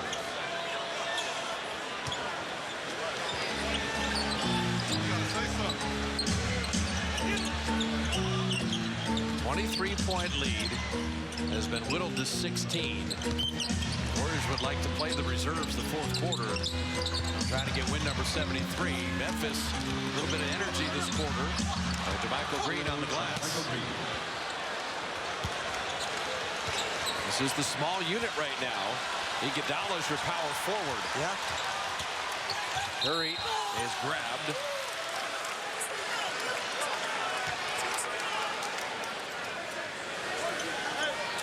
No, Matt Barnes, I think is pretty amazing. He's 36. Does he play like he's 36? No. He plays like he's 26. Now, all of a sudden, age can catch up with you and hit you. But it hasn't so far for Matt Barnes. He's got a lot of life left.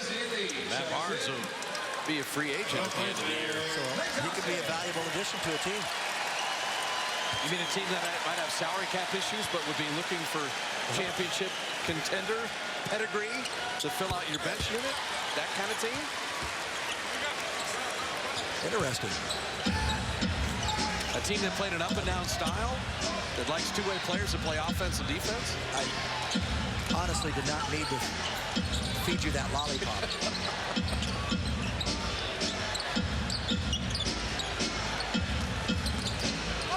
Draymond knocked it away and off of Zach Randolph.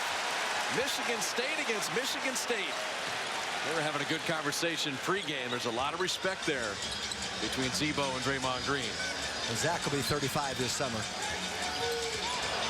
Curry for 3. They rimmed it out. Matt Barnes with a rebound. And Curry with the quick hands.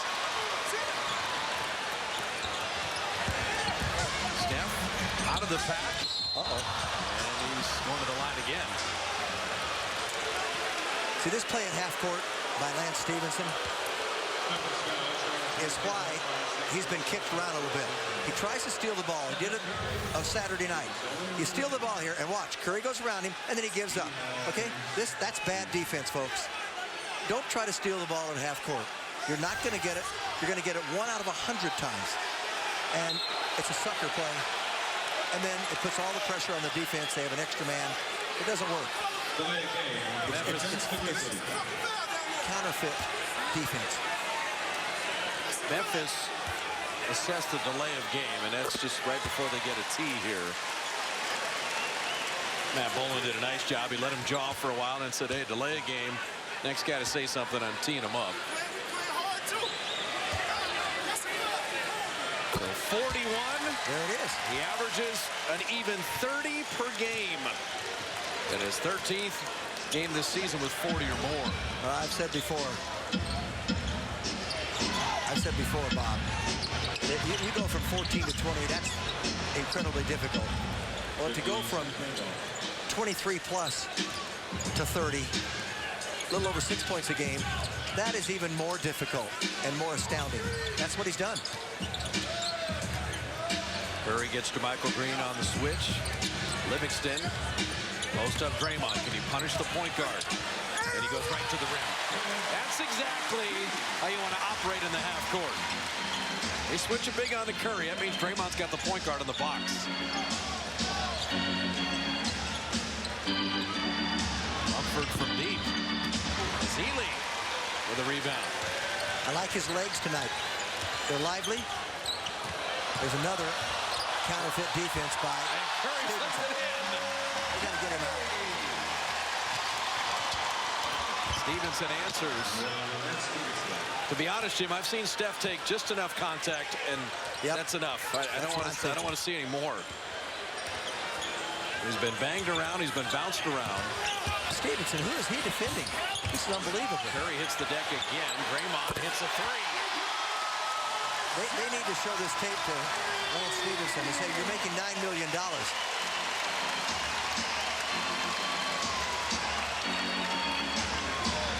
Starters trying to leave with a 20-point lead.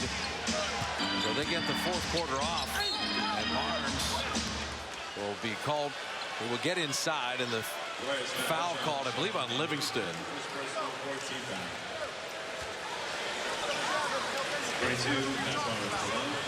Steph Curry keeps attacking the lane, keeps hitting the deck, keeps getting bounced around. 43 points, 6 assists, 4 boards.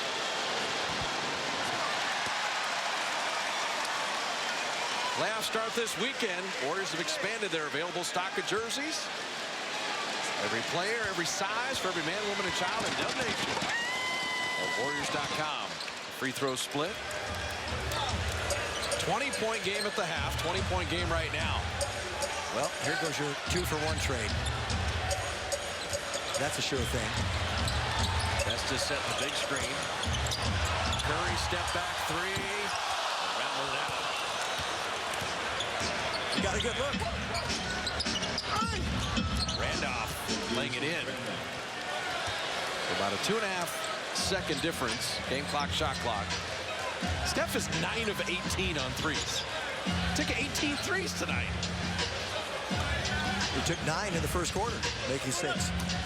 The only question now is, can the subs hold off Memphis in that fourth quarter so that you leave the starters on the bench, particularly this guy Curry. Curry, 3! Perfect capper for him. 9/10 of a second. They added up to 3-4. So he's got 10 threes. He's not going to try to get the NBA record as he can free in a game, is he? That shot came after the buzzer. Well, the new NBA single season record is 402. And I think it's going to stay 402. Steph Curry to end the third. He's got 46. 102-81. 12 minutes away from NBA history.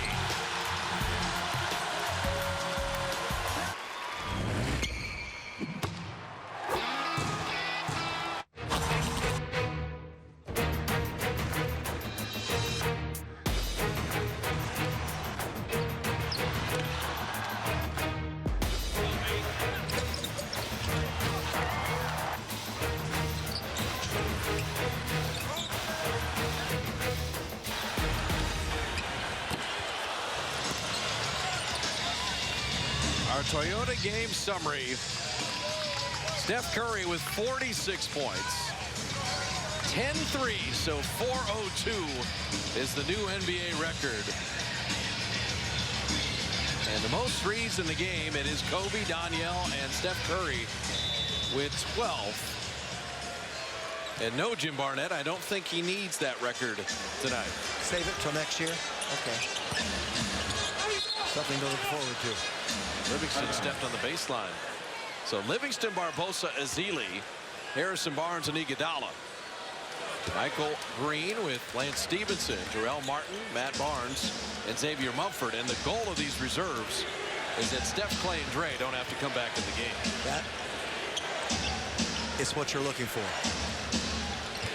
So there should be focus and concentration with this group out there. Michael Green hitting the jumper. If Curry smashing into Zach Randolph didn't make your heart skip a beat, you don't want to see anything in the fourth quarter. He's healthy. He put up 46. He broke all the records.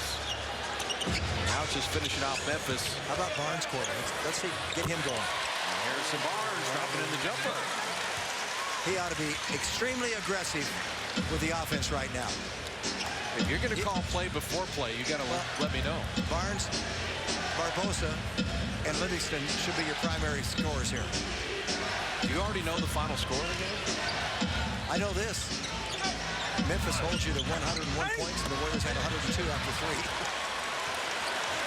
Which is... Iguodala from the corner. Shot it long. But yeah, just take good shots, keep playing defense, rebound the ball. Stevenson lasers a 3. Let me just say this. I don't know what it's going to be at the end, but Stevenson is a great garbage player. All right? The quintessential garbage type player. And to make that stat sheet look pretty good. You're saying you would recognize that type of player? Yes. But there's one difference between him and me. All right, ready? I did try to play defense.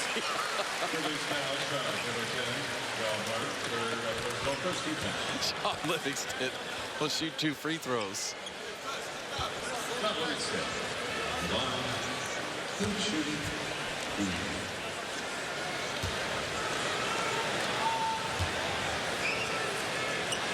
Livingston dropping in the free throw. McDonald's true story. I'm going to stun and amaze you here, Jim. We know Steph Curry, 402 threes. Look at what Klay Thompson's season ended up being in all-time NBA history. The 3rd most threes ever made in a year. I love it. He broke Stephen Curry's record a couple years back. Exactly. As we said, for Klay, getting to that 1,000 threes, it only took him 3 fewer games than it took Steph. And Stevenson now, he's here, the garbage truck back up, and he's getting energized.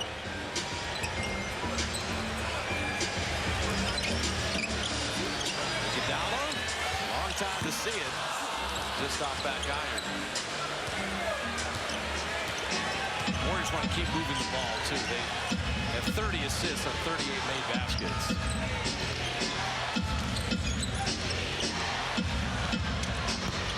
Barnes off iron. Now let's see. You know, they very rarely run a play for Harrison Barnes. He does that. They do that a lot. He goes to a corner, goes to a spot, and they find him. But I'm talking about running a play like they do for Stephen and come off screens and what have you. Let's see how that develops. You know what the play is? Get the ball to Iguodala. He'll find somebody. Andre's got 6 assists. He's always the middleman. Stevenson missing. And Barbosa will send Iguodala on his way.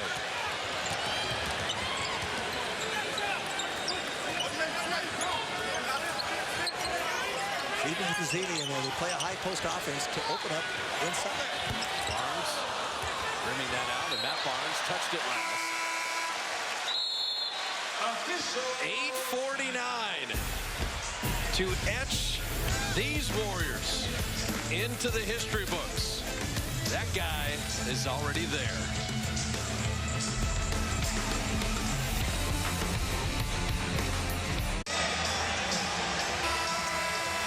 The lead at 20.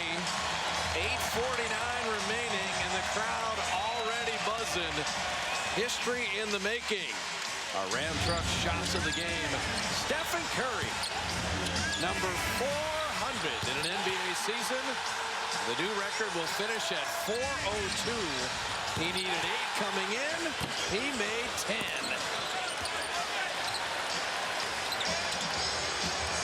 The Ram Truck shot of the game. You know, we've kind of, because of all that drama, remember, hey, they're going for a 73rd win tonight. I had heard something about that. Is that tonight? We better get back to focus. Got a good look there. Well, you called it. Get Harrison going. You saw Ezeli play well. You saw Steph get going. Iguodala's been passing. Steve Kerr is just every fine-tuning element you would want heading into the weekend. Is getting it tonight. Spates fouling Martin. Warriors foul charge for Spates. Second personal, first team foul. I think that Warrior Rocket series, when you think of James Harden and Dwight Howard and Trevor Ariza, Patrick Beverly, Corey Brewer. Yep. It's a team in Houston. If they were to come alive with all that talent. Oh, boy. I mean, those games were hotly contested a year ago. And the Warriors have had the target on their back all season long. And it's a Rocket team that could really go for redemption, Jim. They've had a middling regular season. Exactly. They could all of a sudden catch fire. Remember that game? Warriors won here. Harden had a chance to win it. Lost the ball at the end. Stephen Curry and Klay Thompson kind of doubled him, and he lost control. That was a big play that preserved a win. 2 years ago, the Spurs were a juggernaut. They rolled through the regular season. That was after they had lost the championship the year before. That first round? And it took 7 games to beat the Dallas Mavericks in the 1-8 matchup. And the Mavericks gave San Antonio all they would want. The Spurs took care of Dallas. They beat Cleveland. They won the championship. But it is not easy. Shot clock at 1. Harrison and rolling. Harrison Barnes now with 14. 9 of them here in the fourth.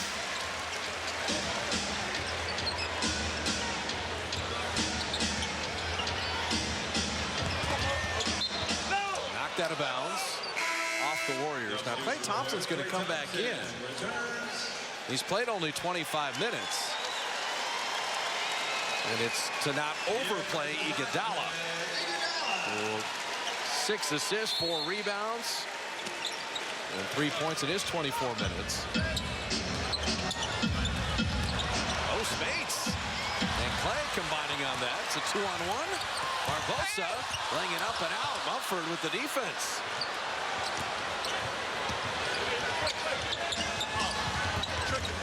Spates, just his presence bothered Mumford.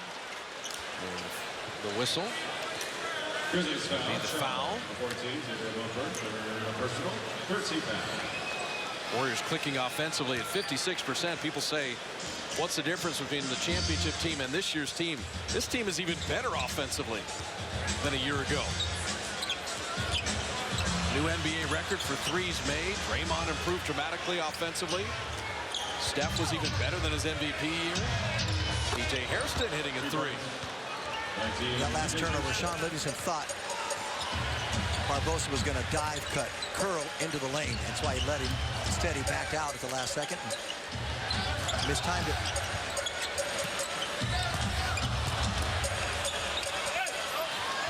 Spates trying to get a little contact there. Didn't sell it well enough. Well, that's what I alluded to in the first half. It's not always, you don't always should take that shot. Now the Warriors defensively becoming a little lackadaisical. They want the clock to keep moving. They want the score to stay right about where it's at.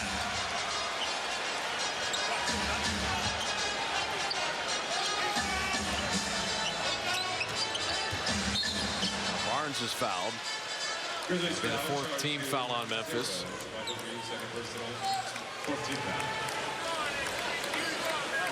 Draymond 11, 9, and 7. Curry 46 points with 6 assists and 4 boards.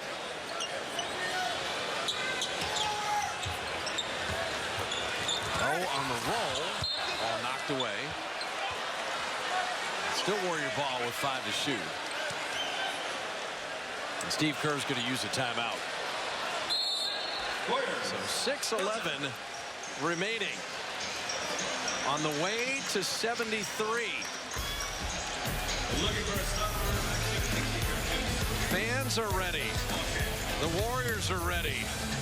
And we're 6:11 away.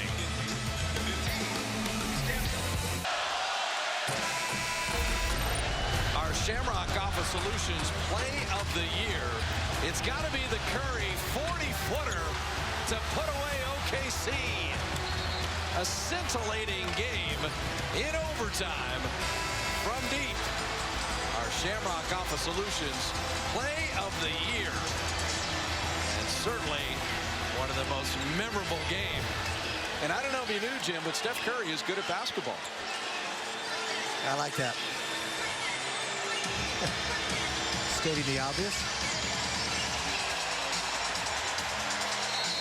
So the shot clock at 5 here. And into Barbosa to lay it in. Another Steve Kerr out-of-bounds play. That was just a great individual move by Barbosa after everything else broke down.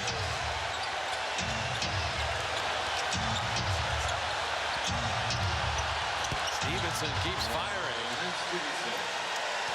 There's actually the wave going on at Oracle.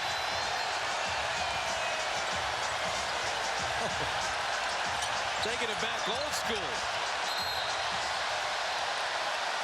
And a foul off the ball. And the wave is building. So Barnes to the foul line. I'd say the 175th straight sellout. They are having a lot of fun at Oracle, as they should. And get ready for the weekend when they take on the Rockets. And we hope to let you know before we get off the air if the game is Saturday or Sunday. How long is this wave going to go? It's still continuing. It's not quite as big as Mavericks, but it is. It's real. Nice. Free throw split.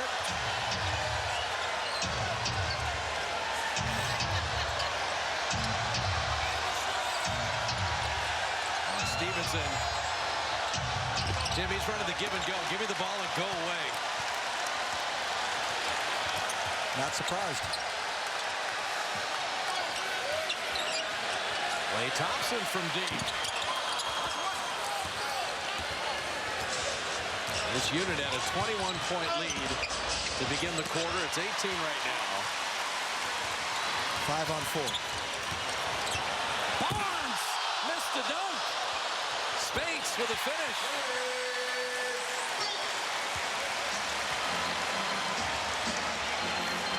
That's all right for Harrison. Made the right play there, went all the way to the rim. Once in a while you miss those. Knocked out of bounds. Remains Memphis ball.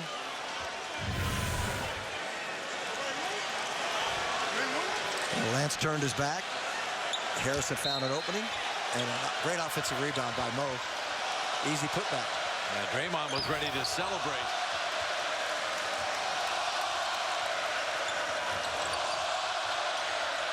Livingston avoiding the turnover. Ooh. How does he fall down right there? Sean a little slow to get up, and Mo keeps scoring. And Livingston's got a little bit of a limp going as he heads back to the bench. 4:18 away from 73.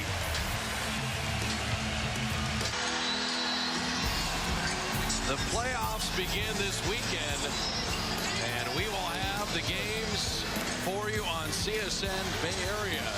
For all the telecast dates and times, CSNBayArea.com. Once the schedule is confirmed, that will be tonight by the league. The Warriors will take on the Rockets. Game 1 will be Saturday or Sunday. And check out CSNBayArea.com for all the telecast information.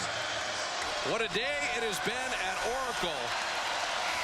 73-9, 175 straight sellouts, 402 made threes, averaging 30 a game, 46 points for Steph Curry, 19 made threes by the Warriors,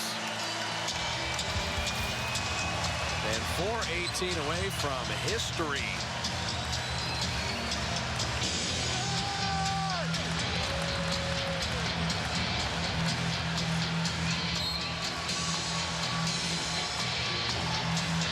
They've been standing in anticipation. We had the wave earlier in the fourth quarter.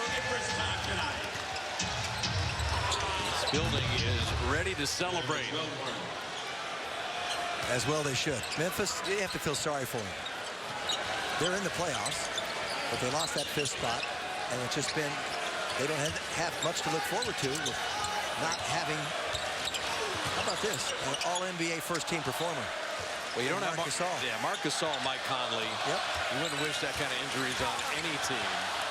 They're going to play San Antonio, and that's going to be unfun.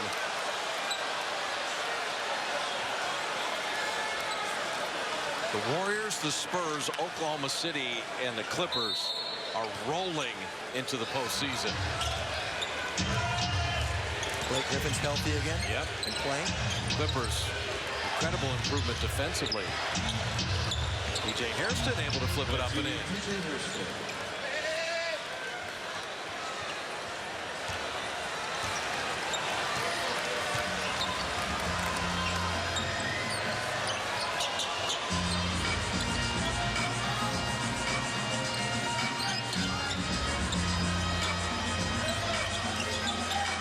Shot clock at 5. Spades will call his own number and drop it in. What a luxury to have a big man who can shoot like he can. And now he's a three-point threat. We're going to get a double T here, I think. And you don't normally see Barbosa upset, but Leandro is being walked off by Bill Spooner here. He did not appreciate something that happened. I think he and Mumford got hooked up a little bit.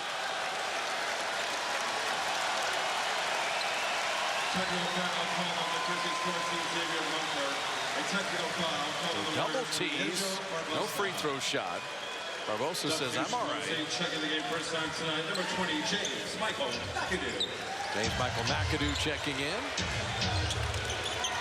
Varejão's coming to the scorer's table. Martin missing. And again, Mo Speights playing D.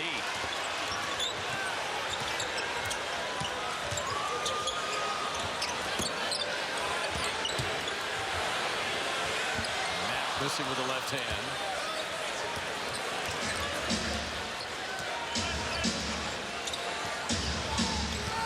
Warriors going to be 39-2 at home. That will equal last year's franchise best home record. The 34 road wins, that's the best in NBA history. Speights misses the three.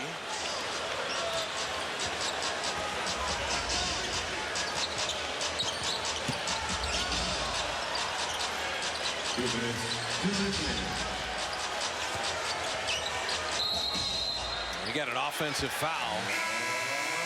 Turn that over. So everybody's going to play. Here comes Varejão.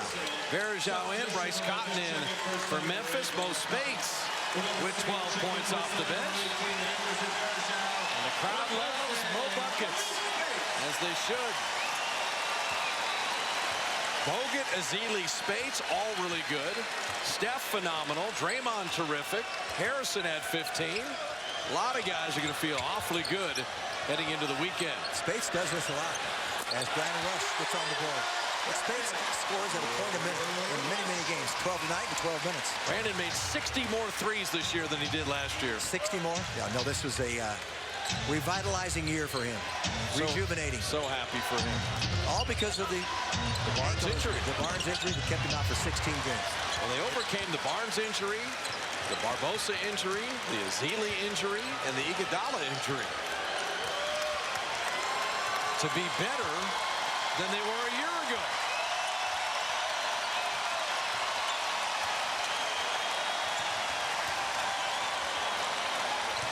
Tried to get it to Varejao. Iguodala will bat it out.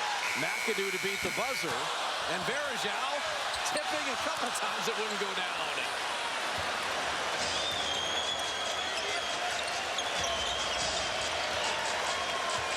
The whole roster getting to play in a history-making game.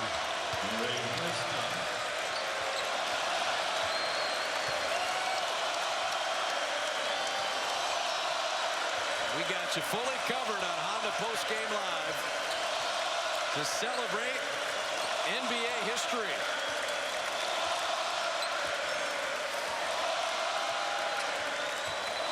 Iguodala's got to shoot it one more time.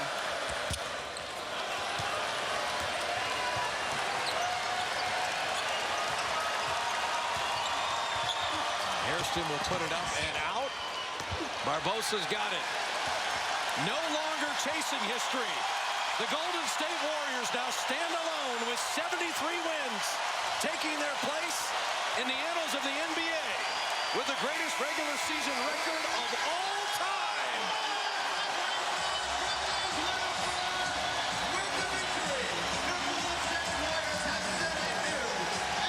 The NBA has seen 70 seasons with 1,423 teams.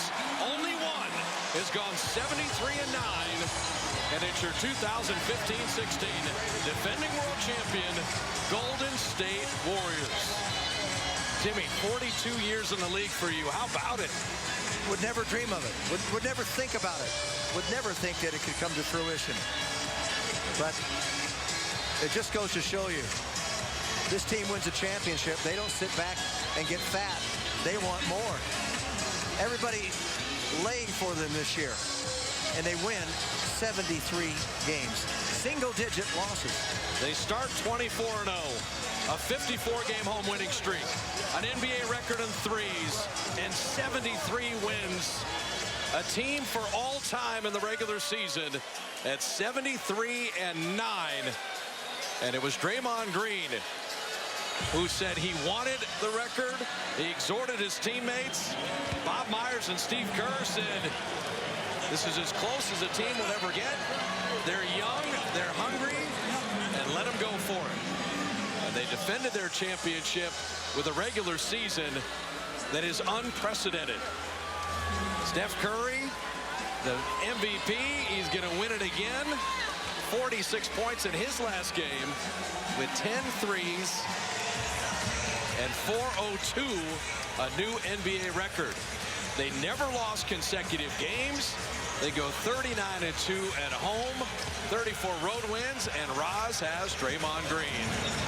Draymond Green, 73 wins. It's never been done before. To do that, there has to be a bit of a gap between you and many of the teams in the NBA. Where do you think that gap is? Man, I don't know. I'm not sure that's for me to answer, but, you know, to do this, that's incredible. You know, it's an honor, it's a blessing.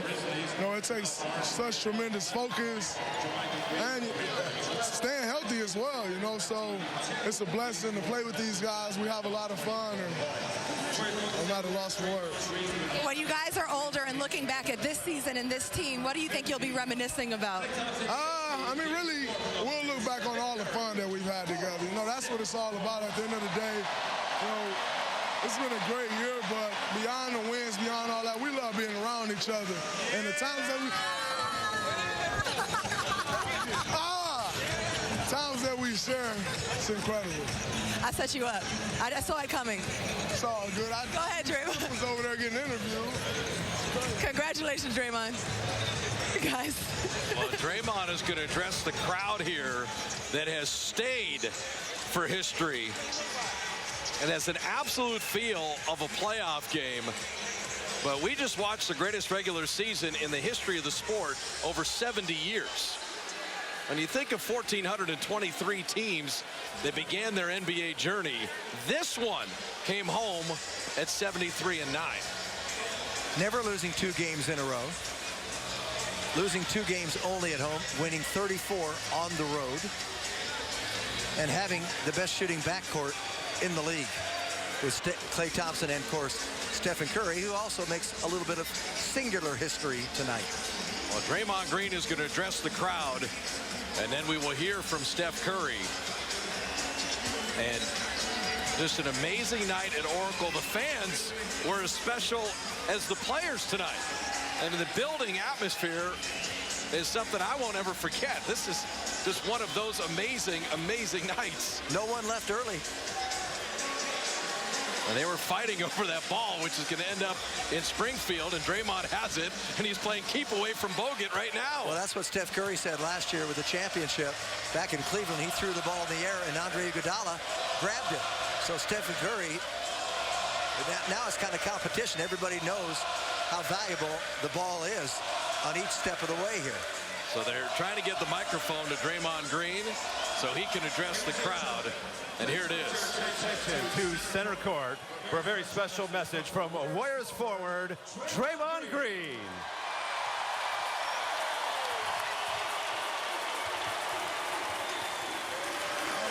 On behalf of this entire organization, these 14 other guys, along with myself, 15, coaching staff, everybody in our organization, we want to thank y'all, because at the end of the day,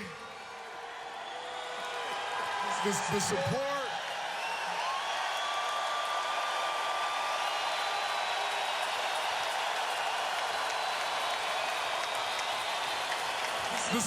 night in and night out that y'all bring to this arena is incredible. To win 39 games at home is incredible. And it's impossible to achieve this without winning all those home games. So I want to thank God, most importantly, but thank y'all fans for everything that y'all do for us. Now let's go get this championship. So Draymond Green, Steve Kerr has called him the heartbeat. He has been the motivating factor. He had the best year of his career.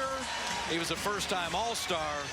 And for the Warriors, it ended up being just a historic season and so much fun along the way, Jim.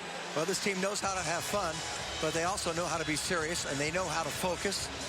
They respond to adversity extremely well. Steph Curry also led the way, and he's alongside Roz. Steph, you've been with this team, this franchise, since 2009. You missed the playoffs your first 3 years. To get to this point, 73 wins, and then have all these fans and your wonderful family and your mama and your wife here, and they all roared for you. What is the significance of this moment? I mean, a lot's gone into it. Sacrifice from all the team, coaching staff. We have a great group of guys, and everybody's trying to get better every single day, which is what pushes us. And it's crazy to think. I remember 3 years ago having a speech just like Draymond did, thanking the fans for a great playoff run that ended against San Antonio. And from then on to now, it's been a great journey. So I'm just proud of everybody in this Warrior group, and looking forward to the next 2.5 months. Thank you, Steph. I'm going to take it to the woman by your side, the woman making the magic happen. We couldn't wait. We had to come here, Aisha. Celebrate. What is it about your man that he needed 8 threes to get to 400? What quality is it in him that he's able to come out and get to 402 in a season? It's God. That's all I'm going to say. I'm going to walk off. It's God. God. How much is family a part of what he's doing here, too? It's everything. It's the foundation of everything. I'm so proud of him. We're so proud of the Dubs. Go Dubs. We got business to handle, though, right, baby? What's the business to handle, Steph? What's next? I mean, we're looking forward to this weekend. It's going to be, hopefully 4 tough matchups, and all focus goes to Houston. They're obviously a very talented team that is peaking at the right time, so it's going to be important to get off to a good start, just like we did last year. Protect our home court and take it one step at a time. Congrats on breaking 400. Congrats on giving us 73. Go be with your family. Appreciate it. Thank you, Ross. Guys. All right, well, the Western Conference playoff brackets are set. The Warriors will take on Houston. OKC and Dallas. We mentioned Memphis and San Antonio, and Clippers, Portland. Warriors beat the Rockets 3 times this year. It's the only times they played them, and the playoffs will begin on Saturday. And officially tonight at CSNBayArea.com, we'll have all the television and game schedule information. But this Warrior team, out of the 10 teams that won 67 or more in NBA history, only this team exceeded their win total the subsequent year. That's what's amazing. Human nature is to backslide after going 67 and 15. 73 and 9 in defense of a championship. Amazing. Well, there were so many questions last year and so many doubters and naysayers about the championship. You know, if so-and-so had been healthy, if Cleveland had all their players. And I think that the Warriors had a little chip on their shoulder to start the season. And then, of course, they had this miraculous start with Steve Kerr's sideline, and Luke Walton takes over at 35 years of age, and they win the first 24 games. And then all of a sudden they started thinking about other things. Yes, certainly defending their championship, but other things kind of came into play here. But this team is revolutionizing the game. I've talked about Stephen Curry being transformative. This is a transformative team. With the backcourt that they have, able to shoot threes like that with Klay Thompson, he finishes with 276. And this is a team that made over 1,000 threes. And that's the face of the new NBA. And that's where Memphis, by the way, has to step up. They've got to change and find some three-point shooters. Any team that competes today has to find some shooters. All right, so if you got your pen or paper right now, Game 1 Saturday at 12:30. That'll be on ABC. We will have Game 2 on CSN Bay Area on Monday. That's a 6:30 pregame. Jim and I will tip it off at 7:30. So Saturday 12:30 here on ABC, and then Monday 6:30 pregame, 7:30 against the Rockets. Saturday, Monday, games 1 and 2. And this is a series we saw last year with the Warriors winning in 5, but every game hotly contested, and Harden and Howard become the focus. As I said before, this is the strongest 8th seed team I've ever seen. They kind of come in the back door of the playoffs, but they can cause some damage. They've got matchup problems all over the place.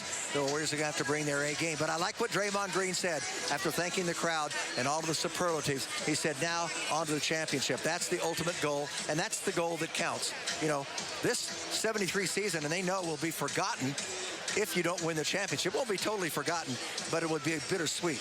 All right, so the Warriors go 7-3 and 9. They end up with all the history. Steph Curry, all the stats. The best record in the history of the sport in 70 years. And they beat the Memphis Grizzlies to get it done, 125-104. We will see you in the playoffs. Looking forward to it right here on CSN Bay Area. Warriors Postgame Live, presented by Honda, is coming up right now on a historic night from Oracle.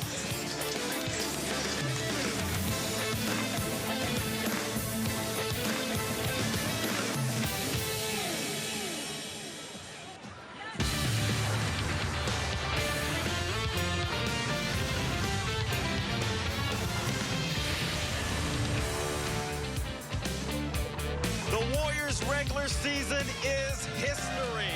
73 wins and only 9 losses. The best regular season in the history of the NBA. Steph Curry capped off the regular season with 46 points, 10 three-pointers. Time to give you a look at what it was like to chase history. They've been chasing the Bulls all year long.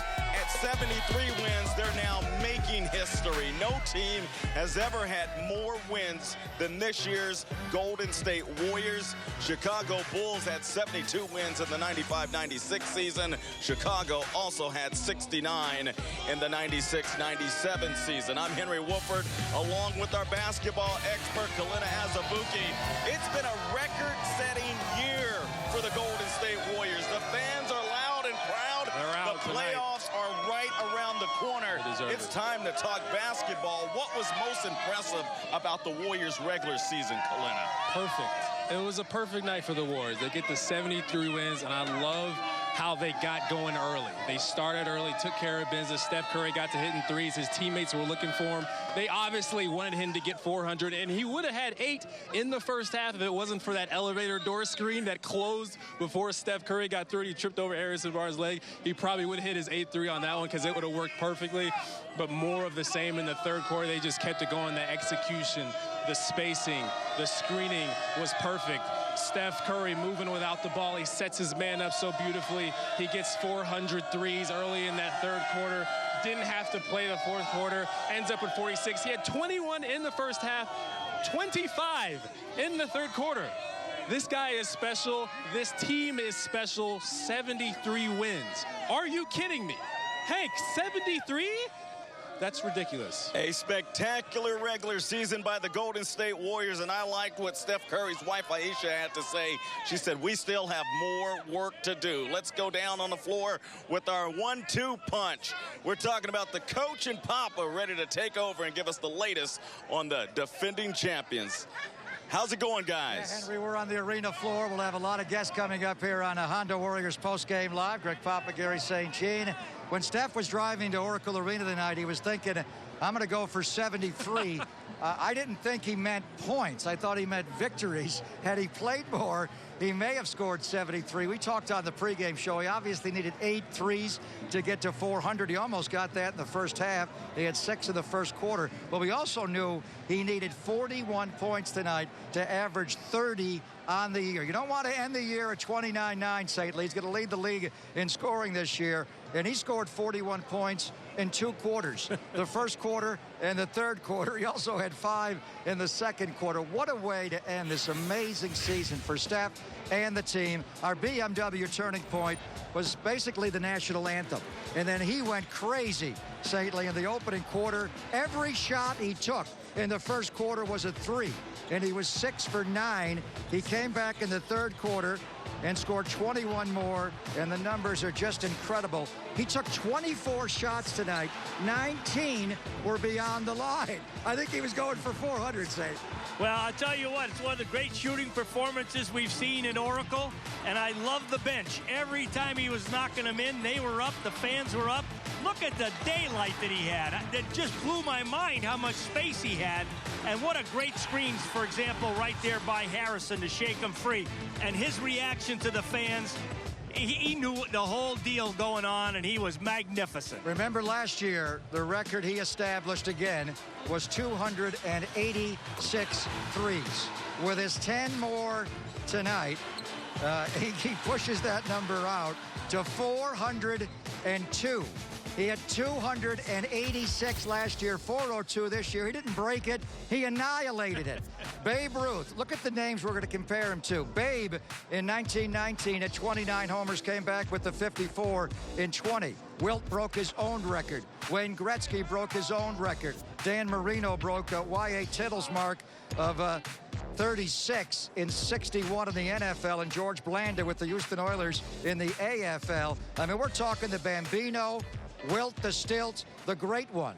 And obviously, Dan Marino was a pretty good quarterback as well. He had all the records until Favre Manning broke him. That's who we're comparing him to go from 286 last year out to 402 and average over 5 threes a game. Wrap your brain around that. Unfathomable. I have a hard time because I listened to you, and you called this. You said he was going to do it before the game, and I'm like, come on. They're going to take care of this team. He's not going to play a lot of minutes. But the next thing you know, he's on fire to start the game. They put a little water on him in the second period. Third period, he's on fire again. He had to know. Well, hopefully we'll talk to him tonight. He had to know he needed 41 to get to an average of 30. He's the first Warrior scoring champion since Rick Barry back in 66, 67. Rick averaged over 35 a game, and there was no three-point line. So obviously Steph is the headliner. He's going to win the MVP. Hopefully he'll get every single first-place vote. It'll be unanimous for the first time in league history. But it's a great team. We're here to celebrate the team. They got 73. They wind up 39-2 on the road, 34-7 on the road, 39-2 here, 24-0 start, 14-0 on the road. All the superlatives. Let's head back inside the Warrior locker room to hear from head coach Steve Kerr after the Warriors establish NBA records tonight and go 73-9. And now I have to say something dramatic for the cameras, like I'm. No, but I do want to say that what you guys just accomplished is incredible. I honestly thought nobody would ever beat that record. I mean and I honestly think now nobody will ever beat this record, because getting to 73 if you think about it, it's a lot harder than getting to 70 because you're talking about just a handful of losses anyway for the whole year. So what you guys just did will probably never be done again. I mean, that's incredible. And the only way it was going to happen is if everybody committed to each other and to the group. And I know I speak for the whole staff when I say we're lucky. We're lucky to have this group of guys. We're lucky to coach you guys, and to Joy coming into the building every single day. And the work's not done yet. We got a lot of work ahead, but it's a hell of a run, hell of a season, and now we got one more season, the mini season coming up. 16 wins. That's what we're looking for. All right. All right. Going to Sunnyvale, Mo? Where we going? Damn. What time, Mo? What time? What we got? What we got? Just us, 1, 2, 3. Just us. You got the Sharpie. Very understated, just the way the head coach wanted it. He arrived here the summer that the San Francisco Giants won the World Series. They didn't even win the West that year. The wild card celebration, the division series, the championship series, the World Series. And Steve said, you guys in baseball celebrate more than anybody. So he wanted it to be on the down low tonight, and they got to get to work. We thought Game 1 of the NBA playoffs would start on Sunday at 12:30. Sunday is the marquee spot for network television, but I think there was a issue with the Cleveland Quicken Loans Arena availability for Sunday, Saints. So I'm assuming Cleveland's going to play Saturday or Sunday. So the Warriors will actually begin 24 hours earlier than we thought. They're going to play the Houston Rockets in Game 1 at 12:30 on Saturday, and we'll have the game for you, Game 2 on Monday. We'll have a pregame show as well for you on Saturday. So how does this work now? You let the guys enjoy 73 they had tonight, maybe bring them back tomorrow and present the scouting report on the Houston Rockets tomorrow? Exactly. The good news is you're pretty darn healthy, and everybody got a good run tonight. Assistant coaches have been formulating the game plan approved by Steve. They'll get some work in as far as just some fundamental stuff, but go over that scouting report. I think it is a big advantage to have home court because they're going to have to fly Friday, and that's a 3.5-hour flight. So, and then an early start on Saturday. They may even come in on Thursday. They might hit the road right away tomorrow. So, yeah, I think it's an advantage for the home team, and they're very, very comfortable with the results against Houston. And but they do have these veteran guys that have a lot of playoff experience, and you have to respect the quality of the players. They haven't come together as well as they'd like to this year, but there's a lot of talent on that team. The Warriors beat the Rockets all 3 times they played them this year. Of course, they swept them in the regular season last year, and they met last year in the playoffs, not in the first round, but the Western Conference Finals, and the Warriors beat them 4-1. So the Warriors have beaten the Rockets 11 of the last 12 times they have played. All right, we'll get a lot more. We're going to be on the arena floor for a long, long time to celebrate this amazing NBA record. Steph goes for 402 threes, and the Warriors get the big number. They are 73-9. Could you imagine going through an 82-game NBA schedule and you don't even lose double digits? They lost 9 times all year. We'll hear from Steve Kerr more on Honda Warriors postgame live. A night of history outside of Oracle Arena.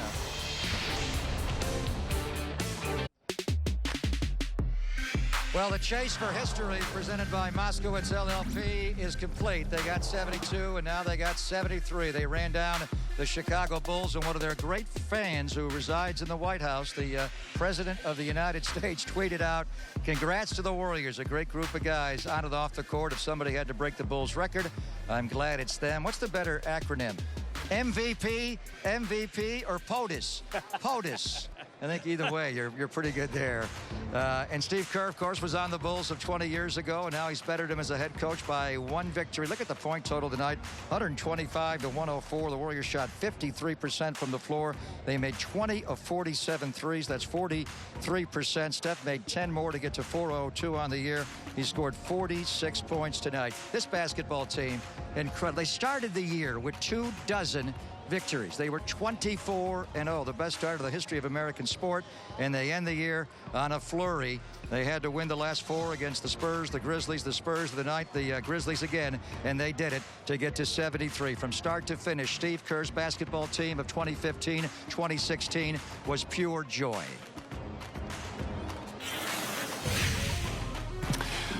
Well, it's a great way to finish finish off what was an amazing regular season. I just told our guys I'd never in a million years would have guessed that that record would ever be broken. I thought it was like DiMaggio's hit streak, really. And I was wrong, but I will say the same thing now that I said 20 years ago. I don't think this one will ever be broken. Somebody's got to go 74-8. I don't see it, and I hope our fans aren't expecting that next year. But no, mainly I'm just proud and so happy to be a part of it, and feel very lucky to be in the position I'm in, coaching these guys. They're great guys. They're fun to be around, and to work with Bob Myers and the coaching staff and everybody, the front office. It's a fabulous group of people, and as I said, a lot of fun every single day. So I just feel a lot of gratitude. Steve, about a week ago, it was when you told us that you did feel some uneasiness about the toll that this was taking and the chase and the talk and all that stuff. Now that you're here, how much of a relief is it on top of the joy? It is a relief, especially getting through it in full health. You know, we've got all our players available for Saturday's playoff opener, and everybody's in a good spot. And, you know, that was my main concern coming down the stretch. You know, once we secured the 1 seed and we had, 4 or 5 games left, whatever it was, I was really worried about somebody getting hurt. But, you worry about that every year. The difference, of course, was that, we wanted to get this record. The guys wanted it. And so I think last year there were a couple games down the stretch where I played people half the game and didn't play them at all in the second half to protect them. Couldn't do that this year. But, no, it's a relief. And now, obviously, we want to finish off the season in the right way. And it's going to be a lot of work. Steve, a few days ago you spoke about to your right. A few days ago you spoke about Steph's confidence, but what can you say about his greed? Because the fact that he didn't just want to get the wins total tonight, he wanted to get 400 threes and average 30 points. How greedy is this guy? Well, what was the guy's name who said greed is good? What was that movie? Wall Street? Gordon Gekko. I didn't necessarily agree with Gordon Gekko on that, but no, in Steph's case, if he's greedy, it helps us. I mean, we want him looking for his shot, attacking all the time, being aggressive, and he had a spectacular night. I thought he actually did a really good job early on of not forcing the three. I think he didn't take one for the first 3 or 4 minutes, and he could have jacked a couple of them, but he really kind of settled into the game, and then as soon as he got one up and hit it, then it was like the floodgates opened up. But he just had one of the most amazing seasons that anybody has ever had in the history of the league. Steve, All right, Steve Kerr just met the media moments ago. We invite you to go to Warriors.com to get all your 73 wins apparel. Got to get a T-shirt, got to get a cap. Brought to you by Adidas. So get to Warriors.com right now. By the magic of television, Steve Kerr was just addressing the media, quoting the great Gordon Gekko. Greed is good. And now he's going to join us on Honda Warriors Post Game Live. His first appearance on the show with yours truly, Greg Papa and Gary St. Jean. Congratulations. Thank you. Yeah, what a season. A pretty good year. Was there one moment along the way that you can point to? I mean, that 24-0 start was just dizzying. Was there one moment you can turn to where you thought, this is a really special group I got here? Well, I already knew I had a special group from last year, winning the championship and winning 67 games. And we felt we would be better this year, just the continuity and the confidence from winning a title. But I didn't think we'd win more than 67, and 73 just seemed outrageous. I never gave it a second thought, but as we got closer and closer, it was pretty apparent the guys really wanted to do it, and I'm shocked. I thought that record would stand forever, and it's amazing what they did. Well, they're just phenomenal competitors. Nobody can speak to it more than you, but when we look at Steph tonight, after he made those first couple, just felt like, how many is he going to make? Yeah. It was amazing. Well, we knew he'd make 8. Yeah. He almost got it in the first half. I was worried. I talked to him at shoot-around today. I said, just, make sure you don't just start launching early. Settle into the game, get a couple good ones early. And he did. I thought the first 3 or 4 minutes, I'm not even sure he took one. And then as soon as he got going, it was all over. The guys were looking for him, and our defense was great early, which allowed us to get into transition. And the transition threes are the easiest ones for him. All 9 of his shots in the first quarter were beyond the line. He was 6 for 9. He had 20 in the first quarter and 21 in the third quarter. He needed 41 tonight to average 30 or more for the year. I don't know if you knew that. I think he might have had an idea because he got 41 in the first and third alone. Do you have any idea that he needed that kind of number to get to 30 for the year? I had no idea on that one. I did know about the 8 that he needed. But you guys know this. Players know all the stats. Yes, they do. They know everything. And the tricky part is to get them to play within the concept of what we're trying to accomplish as a team and not get carried away with the stats. And our guys have done a good job of that all year long. I mean, the stats can just be a byproduct of really good execution, and I think that was the case. All right, the Bulls of 20 years ago, you mentioned before the game, you were talking to the media, you were wearing Scottie Pippen's socks. Can we get a shot of the coach's socks? Well, they're actually my socks, but they have a picture of Scottie Pippen. You got an an actual picture on there? No, they don't make socks with my picture on. But it was really. What is a Scottie Pippen sock? So the sock actually has Scottie's face on it. Eh? It's got a photo of Scottie on him. Somebody gave them to me a couple years ago. And they've been in my drawer, and I just thought, you know what, tonight's the night, right? I mean, why wouldn't I? To honor Scottie and that whole team, and I'm so lucky to have been a part of both teams. But that was an amazing group, just like this is. And the great thing about that year in '96, we went on and won the title, and that's obviously what we want to do here this year too. To play off the bench, and you had a big role on that team, obviously, played in all 82 games.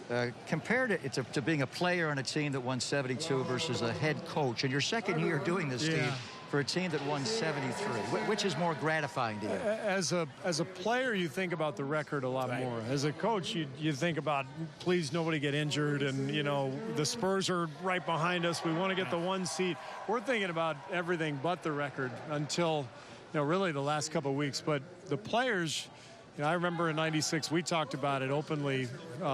We started out like 41-3 or something, and at that point it was like it was on, and we talked about it periodically.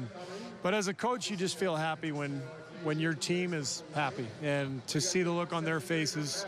That's the goal, is to have your guys comfortable and happy and playing well, and all of that happened. So huge. It's awesome. Yeah. Unbelievable year. I don't know which record is more impressive. I mean, obviously, to go through 82 games. We don't have enough time. We have a graphic here, Sadly, and TV. We can kind of go through it. I mean, look at everything. 73 wins. The road record, that was better than your Bulls club. You won 39 at home that year, Steve, and then 33 on the road. I know you liked the one in the middle. The back-to-back losses. You guys, whenever you had a loss, you came back very focused to not make it a losing streak this year. Well, that's almost impossible to do because the schedule. I mean, the schedule just catches up to you, and there's so many games where everybody's just wiped out, and our guys were so competitive that it seemed like every time we lost a game, everybody got angry, and we'd win about 10 in a row, and then repeat that cycle over and over again. But spectacular display of just competitive desire.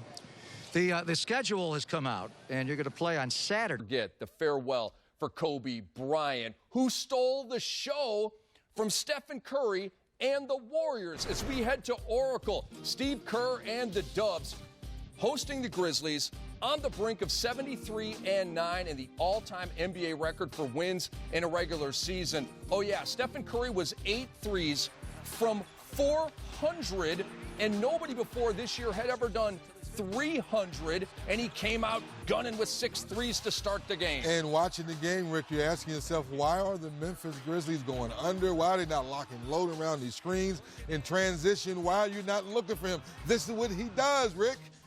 I mean, D's right. I mean, obviously going under on screens, you can't do it. Vince Carter's yelling at his teammate, get over.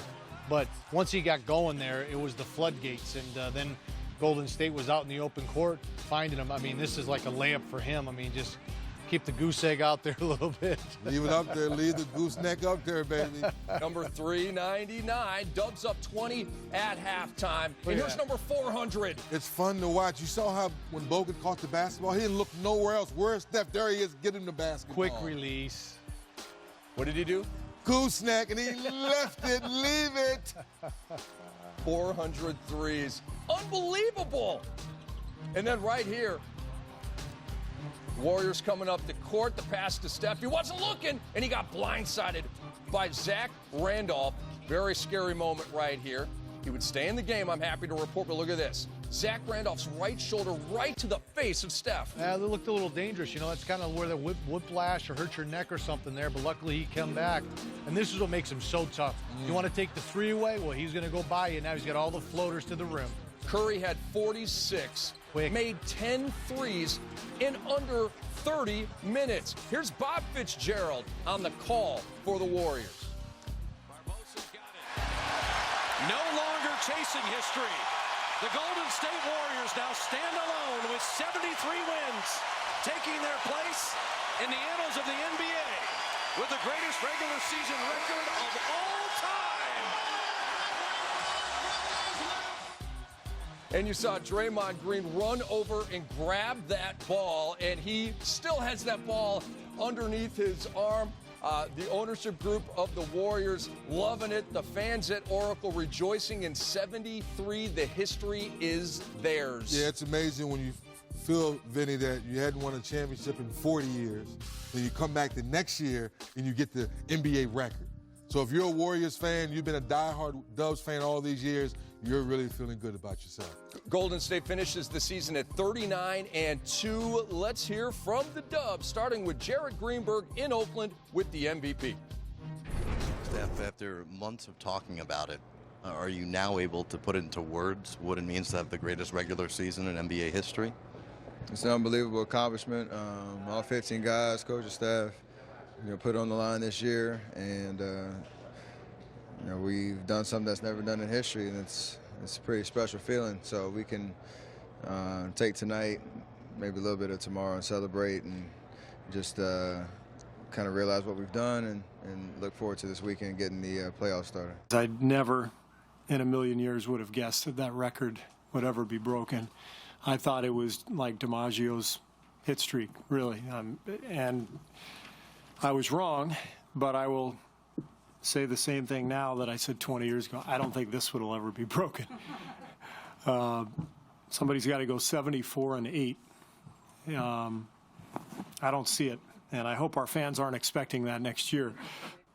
It's amazing, and it means a lot to me because I've been vocal about it for a while now, and for these guys to come out and back me up, says a lot about this team, and a lot about the character of this team. And it's kind of, for them to back me up with going out and saying this so early shows why we're able to do it, though, because we're always trying to look out for each other. This is what the Warriors did this season. We told you about the most wins, most road wins at 34. First team in NBA history not to lose back-to-back games. First team in NBA history not to lose to the same team twice. First team in NBA history to make 1,000-plus threes. We could go on and on and on. This is all we could fit on this particular graphic. Try to put into words what we watched here. For 6 months, we have been tracking the bouncing ball as the Warriors chase the 95-96 Bulls. They got it. The 95-96 Bulls at 72-10 are in second place now. Just try to make sense of that. Well, the best part for me, Rick, to try to sum it up for you is buying in. People have been asking me, what's the best part you like about the Golden State Warriors? From top to bottom, and Vinny, you know this, from the owner, president, general manager, to the best player, to the last player on the bench, everybody's bought all the way in. No one's worrying about their contracts. Nobody's worrying about minutes. Nobody's worrying about shots. Nobody's worried about who's playing more, who's doing this.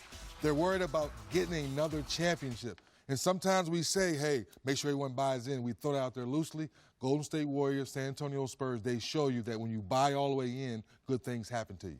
I saw a stat today and looked at it, which I forgot about. Michael Jordan, Scottie Pippen, Dennis Rodman, first team all defense. Same year. That's right. Think about that. Okay? That's how great that team was. This team here just beat their record. I mean, that you really can't even comprehend how they've done or whatever. All I can say is consistency, toughness, mindset. Draymond Green is the heart and soul of that team. And you're talking about Steph Curry, doing things when we talk about these Mount Rushmore guys. I mean, he's doing things in those, that Mount Rushmore type of area right now when you look at the stats. And Klay Thompson, he only had 278 threes this year. I mean, he's unbelievable. You're talking about one of the best backcourts, and Draymond Green kind of makes it all work with his ability with the triple doubles and things. So in terms of 73-9, if the Warriors don't back it up with a championship, does it take away from this regular season accomplishment? No, it doesn't take. Remember, you separate the two, like Draymond said, preseason, regular season. They have that. Now you have to turn the page and get ready for the big season, which is trying to go back and get the gold ball. Yes, we all will nitpick if they don't win the championship. What was it all for? But you don't say, hey, you take it away because they did that. But let's cut to the chase. You got to win that gold ball to finish it off. Yeah, they have to get the ring. I mean, there's no question. Go back to back. Is it a special year? Of course. They'd much rather have another banner hanging as a championship than the regular season record. Is it impressive? Is it good? Steph's 400 threes, all that. But now the real work happens because the seasons change into the playoffs. Well, Stephen Curry, 402 threes in a season. And Dennis Scott, look, once upon a time in 95-96, racked up 267 threes. And people thought that was a mind-blowing number back in the day. Then Ray got him some years later with 269. Steph has blown the doors open at 402. Hey, look at Klay Thompson, third all-time in threes made in a season at 276. Let me go on a little bit here. Steph went 50-40-90 this year. First player ever to average 30-plus points in a 50-40-90 season. Led the NBA in steals at 2.14. He's one of 6 players all-time to average 30-plus points and 2+ steals, joining Jordan, Iverson, Wade, Kobe, and Rick Barry. So there's a lot of people that don't want to give Stephen Curry credit for being the best shooter of all time. He has 402 reasons, I think, why people should be saying he's the best shooter of all time. Why are you giggling? Because it's funny, because, a lot of times when you can't do something, you want to hate on it, and that's just the way some people are. I always challenge you, just get in the gym and work on your shot. There's no way Steph Curry's going to be 6'8". There's no way Steph Curry's going to be 7 foot. So Steph Curry has, one, got his ankles together, worked on his body. I don't think we've talked about that from his rookie year to now. He's really worked on his body and gotten stronger. Now he doesn't have ankle problems. So now he's going back in the gym and working on his craft. So people don't hate on it, appreciate it, respect it, because the young man puts in the work. So now I ask myself, Vinny, left-hand layups, right-hand floaters. He gives you everything when shooting the basketball. How many times have you seen doing those dribbling drills before the game? That's right. He got to get his turnovers down. Yep. He got his dribble. He's got his body, like you said. He handles the ball better. Now they want to trap him. They want to do stuff. Now he's strong enough to go around it. They want to do something else. Now he's got the floaters in the lane. And you know what he does that people don't talk about enough? He moves way better without the ball than he used to. So he's coming off screens. He's getting set because his release is so quick. But now they're doing different actions on the baseline because they've seen all the different defensive coverages. Takes time to do it. And guess what? Steph Curry moves well, gets open shots. And if he gets open shots, you know what he's going to do with them. And this is the point right here. As you're watching this, look how he moves well out the ball, to your point, Vinny. But look how his teammates are looking for him. Look how the screens are being set. And you tell the defenses, never go under a screen. You always lock in trail, because you never want to give this young man an ounce of light, because now you know he has that quick release and a gooseneck. Right here, look at the screen by Harrison Barnes. A little bit of daylight, and that's why this man's so special. All-Star weekend, they started calling me Uncle Splash. He looks at me and says, you know what, D? You didn't shoot enough. No way. And wait a minute, me not shoot enough? So to see that happen and hear that from them is really phenomenal. But if you're a big guy, set a good screen, guess what? They trap him, you're going to get rewarded. They can't even do that right now. They got him so off balance. But I like the fact that he's improved his game. He's worked on his game, whether it's body, dribbling, getting to the basket with floaters. And then you watch that right there. Look at how he moves without the ball. There's a lot to his game other than him just shooting the basketball. Yeah. 2 games down, 12